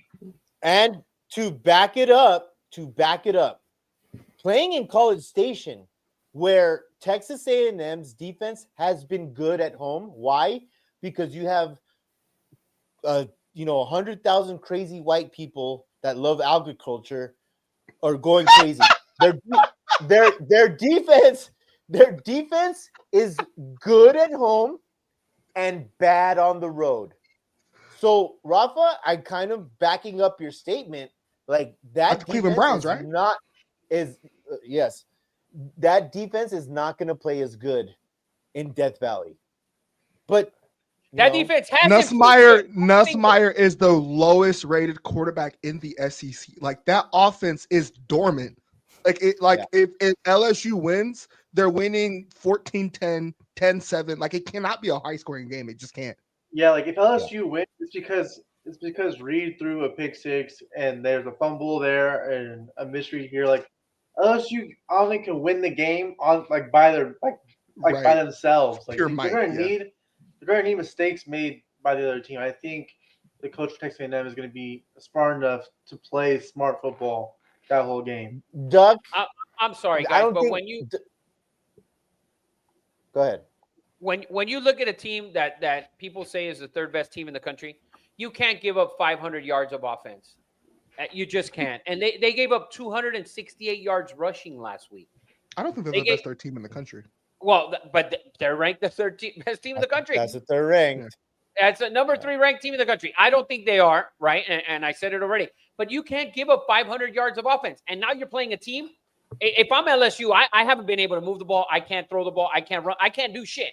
But I'm getting a team coming into my house on Saturday night where you're going to have all these fucking rednecks fucking going crazy, grilling gator and all sorts of shit. Okay? Is it not mixed over there? I feel like it's pretty mixed over there. Jacob's like, hey, guys. It's in Baton Rouge, Rafa. Bunch of color folk. Bunch of color folk. Yeah. It's the redneck color folk. It's the redneck. It's the redneck color folks. There's a bunch of fucking what's Dave Chappelle's character? Bigsby? There's a bunch of them up. Oh yes. So good. Yes. So good. Great character. Dude, can I say like this? LSU? LSU's gonna fucking win this game. LSU's gonna win this game. Not. Well, so money line, blue chip then. Oh, money line. LSU Tigers money line on Saturday night in Baton Rouge. I like it. Valley is a fucking thing, Eddie. It's a thing. So And Doug said, I don't think there's any saving of Brian Kelly's job. It's just not a good fit. I think everyone knows this. He's going to get fired whether they win this game or not. I really believe that. It's not a good fit. It's just obvious at this point. Listen, as much Bring as back I don't Edo. like him, as much as I don't like him, I'm going to disagree with you there. Because if he wins this game, there's plenty of chance, plenty of opportunity they will have to get into the playoff. They have A&M this week, and then they get Bama. So there's an opportunity there. It's probably not going to happen, but there is an opportunity there for them to get back. Can I just bring up one point about the SEC? I think this year with SEC being so deep, 16-team playoff is like a lock for next year. Yes. Yes. Right? I'm so glad you said that. Yes. Because I feel like no matter what happens, who gets left out of the 12-team playoff, it's going to be chaos with, we should have got in. And that's going to be a 16-team playoff either next year or the year after. Because you're going to have a 9-3 Oklahoma who has a way better resume than whoever the 10-1 or 11-1, Big 12, Big 10 team is. It's like we need 16 teams. Mm-hmm. Yes. Let's get on to the next. Let's keep them moving. Keep it pushing. All right. Next up, we got now ranked number 22 Texas, favored by 6.5 on the road, playing Mississippi State over under 45.5. I'll give you to it. Next. Texas is gonna whip that ass. Next. Dude. Whip that ass in what world? Texas is gonna tap that ass. I think Texas is gonna boat race this team. They are not boat racing nobody. Blue chip this shit. Anybody boat racing? Blue chip this shit. Who are they boat racing in what world? Let's go. Texas. I think Mississippi State had their time in the sun the first 5 weeks, and I think that train is just done. Yeah, when Dak Prescott was there. Next. When you said trap game. Texas, not this game. Texas can't afford any more trap games. That's it. That's it. They almost lost. They did. What are we talking about? Kentucky, going into Kentucky's the thing, Jacob. At night. At night. It's the thing. It is. Going to Kentucky at night is a thing. And guess what? It's happening. Number 17, Tennessee is favored by 7.5, going into Kentucky at night over under 4.5. What's the line, Eddie Money? Tennessee minus 7.5. It's a thing. Going into Kentucky's a thing at night. It is, man. This I can see more of a trap game than the Texas game against Mississippi State. Yes. I still like the Vols. I love the quarterback. A huge mistake there right before half against Alabama. That was a huge turnover there. Mistake that you cannot make in a game of that stature, that size, big fucking game. Magnitude. Thank you, Eddie. Thank you, Eddie. Eddie finished high school. I did. So, but I did pass algebra, which Eddie did not take. So a little different. But it evens out. It all evens out at the end. But I think it's a trap game. I'd stay away from this game. If you're betting this game, you should. This is one of those stay away from games for me. Well, that was the last game I had on the docket. Only other games we have is just Oregon favored by 33.5 against Wisconsin, and Miami favored by 29.5 against Stanford. Okay, we got to talk about two games before we get off of college football.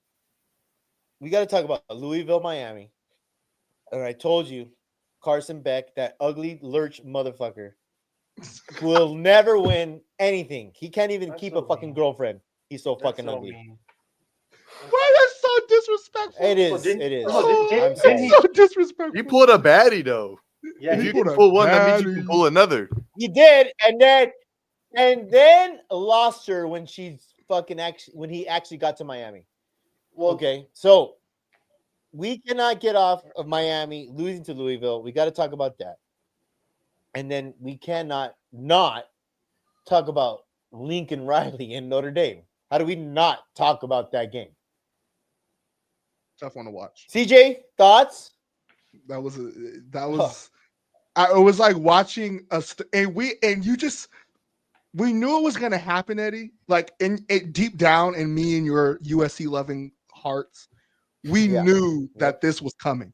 We knew it, but we chose not to believe it. We chose to go into the game and watch this game and say, no, Lincoln Riley's going to fix this. Their defense is better. It's looked better than it's looked in any season. He's had the best defense he's had since he's been there.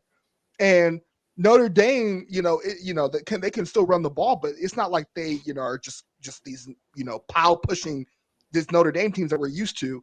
And then they went in there and they did exactly what they do every time, and that's run the ball right at the teeth of the defense and do anything that they want. And it was just disappointing. So, I mean, I don't know what to say. I keep hearing this little flaunting rumor about Lincoln Riley potentially going into another school, but it was disappointing. We could only hope. 9.5. I said it was ridiculous. 97% of the money in Vegas was on SC. I mean, that's why they didn't win. Rafa, you said it. We said it. Vegas was flaunting that 9.5. Yes. How do you not take USC? How do you not? And Rafa said it. And Rafa fucking said it. I'll let him take the credit. Well, always go ahead. Go off on your link. Okay, go for it, Rafa. No, man. No, you have the SC hat on. Go ahead, fire away. No, I was just gonna say what always plays in my head from that game is they go up 22-21. They kick it off, and it's for a touchdown. That for me, there was like you already had trouble on defense, and you just gave them a touchdown for free on that kick return. How about the knucklehead trick play for a fumble? I lost my mind on that. That was bad. That was bad. The SC Indian kicker from Punjab, or wherever he's from, he's fucking awesome. 4th and 3, you don't kick that fucking field goal. You don't take those points. You go up at half. And then you kick field goals from there on in. That, to me, before the return touchdown, not taking, and he called a stupid play on that one too as well, not kicking that field goal when it was 4th and 3 in the red zone was disastrous. And it just went to shit from there. But Rafa's smoking. He's like, I told your ass. I told your ass. It's Lincoln Riley, man. It's Lincoln Riley. That's all I got to say. You know how I feel about him. He's not a big-time game winner. I'm sorry. He's just not. He's just not. Proven. It's proven year after year after year after year. By the way, Rocha mentioned Cincinnati versus Baylor. That should be a hell of a matchup. Cincinnati is ranked. Cincinnati is low-key one of the best teams in the Big 12. Yes. Facts. The rank 21. I did have that Cincinnati -4. I would jump all over Cincinnati -4. 2 fucking awesome running backs. We're gonna blue chip the over in this game, Eddie Money. I think it's 67. 66.5. Yeah, 66 and a half, 6-7. Oh, we're gonna take the over. We're gonna take the over, right, Jacob? 6-7. We're gonna take over 6-7 in the Cincinnati 3 times versus the Baylor Bears. Wembayama is a thing. His highlights are insane. By the way, Eddie, you mentioned the Miami-Louisville game. Carson Beck threw that guy, and he literally blew that game. That game was crazy because the line started at 13.5, and on Friday before kickoff, the line was 10.5. Louisville was plus 10.5. When you watch the beginning of that game, it felt like all the players on Miami had literally partied the night before, had fucking done rails off a fucking stripper at the booby trap. I mean, it was fucking insane. God awful. Yeah. You let a quarterback from Bishop Alamany, Miller Moss, beat Carson Beck. I just never I just couldn't. I just he had like 4 picks. Right. He beats himself Yeah, every Beck night. lost that Now game. he's never Beck my. lost that game for them. Miami will bounce back this week though against Stanford. They'll bounce back this week. They will. Stanford, great win Great win for Stanford last week. But all right. That's all I have. If you guys want to talk about the World Series, that's really the only thing else. Let's So the let's World let's Series, talk about it. Dodgers heavy favored. Minus 250 now for the series. I think it's a big mistake, Rafa. I think the Toronto Blue Jays. I think the Toronto Blue Jays are a better hitting team than the Philadelphia Phillies. I listen, Dodger fan, Dodger tattoos. It annoys the dog shit out of me to see these Dodger fans being interviewed on Channel 4. Oh, it's in the bag. Oh, it's in the bag. This is not in the bag. It's the first of all, it's baseball. We all agree on that. Rafa, I'm sorry. You have Vlad. He's been the hottest hitter in the playoffs so far. You have Springer, who's only has like the most home runs at this point, like comeback home runs in playoff history. That home run was epic. The Toronto Blue Jays, sorry for my phrasing, is a thing. This is a much better team than the Phillies and the Brewers. And you have the blue-eyed, brown-eyed bandit, Scherzer, who's a dog. This is not going to be a cakewalk, Rafa. It's not going to be a cakewalk. I'm sorry. Scherzer hasn't been a dog all year long. Okay. Agreed. He hasn't been a dog all year long. Vladdy had a great series. He doesn't have to against be. the Yankees. Vladdy had a great series against the Yankees. In 7 games against the Mariners, he only had 3 RBIs. So it's not. And listen, he had 9 against the Yankees in the 4 games. He had 3 and 7 against the Mariners. The Mariners pitching staff isn't what the Dodgers pitching staff is. When you're throwing out Blake Snell there in game 1 and probably Yamamoto in game 2, correct. This starting staff, they've been so good that the bullpen hasn't been needed. Okay. And even if you're going to need the bullpen, you're going to need them for an inning or 2. You have Sheehan who can come out of the bullpen. You have Sasaki or whatever it is who can come out of the bullpen. Do we see Kershaw? I wanted to see Kershaw. Only 8 innings. I wanted to see Kershaw the game that Ohtani pitched because I thought it would have been fitting for him to come in. The game was out of hand already at that point. I think it would have been fitting for him to come in, let him face a couple batters. If he gets in trouble, you can afford it for him to get in trouble in that game, give up a run or 2, whatever. But give him an opportunity to still pitch there in front of the home fans, right? And he's been the best pitcher in the league for the last 15 years, regular season wise. We're not going to get to the playoffs with him for sure. But so to me, but the Dodgers are a heavy favorite for a reason. They are. Listen, you can say that Toronto's lineup is better, and they're going to get Bichette back in this series. By the way, I think he's available on Friday. He will be in the lineup, supposedly ready to go. So adding more firepower to that. But their pitching staff is not what the Dodgers is. It just is not. So to me, I give the Dodgers the edge. I think the Dodgers win the series in 6. Do I want to see? Listen, I'll tell you what. I want to see the Blue Jays win. For me, the perfect scenario is Ohtani go 1 for 19. Oh my gosh. Okay, Jacob, this question's for you. 1 for 19 with 0 earned runs. I don't care. Yeah. 1 so for Jacob, 19. This game, Jacob, or this series starts in Toronto. Do we see Drake come out and do a performance in Toronto?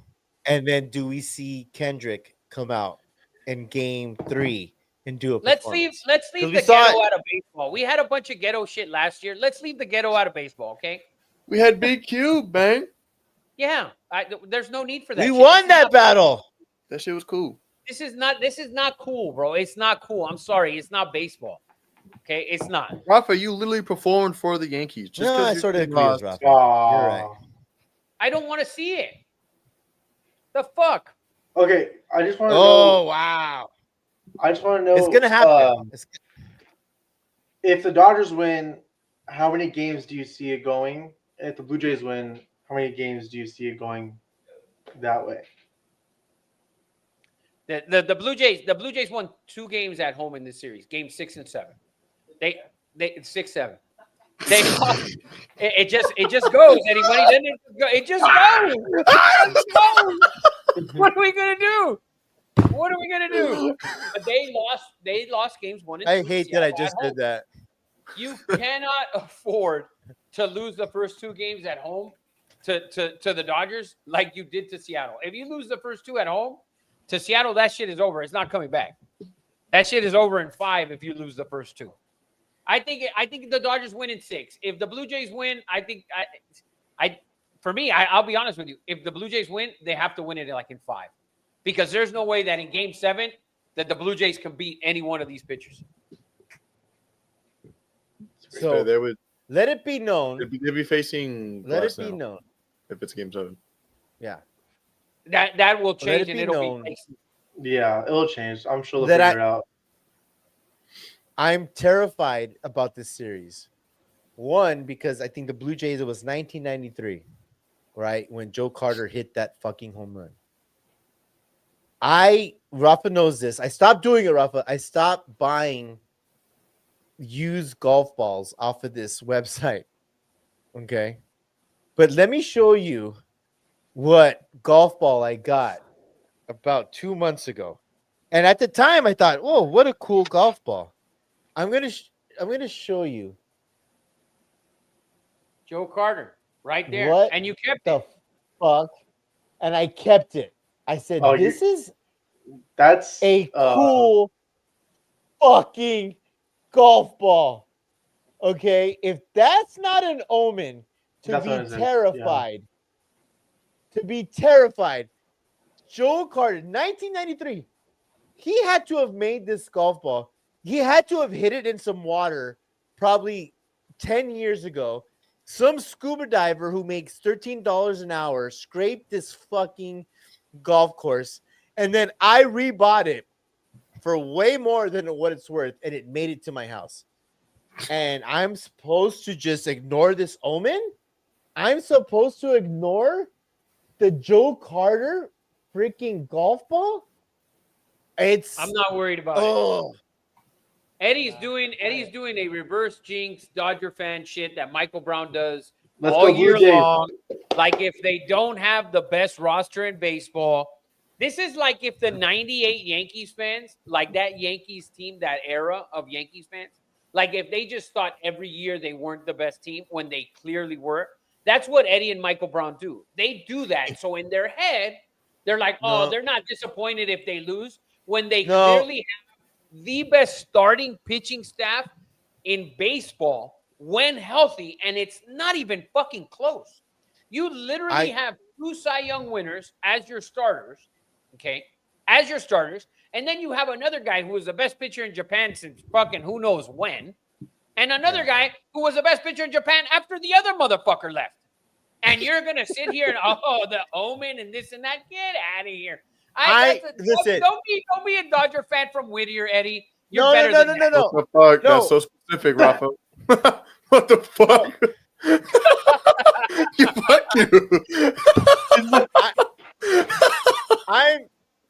I'm serious. Funny as fuck. It's funny because it's so true. I would agree. I would agree with you, Rafa, but I'm not. I'm just telling you, man. Bad omen. Let's go, Blue Jays. Jacob's doing stupid shit. Fun fact about you. I need the Blue Jays. You guys fuck that. Can say what you want. I'll tell you something though. If game 5 rolls around and the Blue Jays are up 3-1 in the series, over. I'm rolling to game 5 in a full Blue Jays ensemble. That'd be fine. Full ensemble. Great uniforms. Great uniforms. One of the best hats in the game. Oh, the hat is phenomenal. Hat's phenomenal. That's all I got to say about that. Thanks. By the way, remember I told you guys Memphis second half? I don't think we were on the air yet. Memphis annihilated the second half. No. This is basketball. Good for you. Good for you. I hope you just bought the World Series ticket. When we have tonight, Eddie, 40 or 50? Yeah, 40. He had 40 points. Bro, it was an impressive 40. An impressive 40. And AD was guarding him the whole time. We should Dude. play like guess where they are now, NBA edition. So bad this year. I just think There's players on teams. I'm like, when did that even happen? When did he get there? Because it's just this year. It's worse than any year. Yeah, everybody's everywhere. Like I didn't know Brandon Ingram was on the Raptors. I didn't know he was on the Raptors. Yeah. So Rafa said that. Yeah, I was like, wow, I didn't even know that. I would never have He was guessed that. phenomenal tonight. He was phenomenal. we just have we might have just gotten terrorist threats on our saw Instagram that. account. Someone from And you gave him hearts, Eddie. What the fuck? I'm just gonna send them love. Is that my fault? They're like, brother. I know.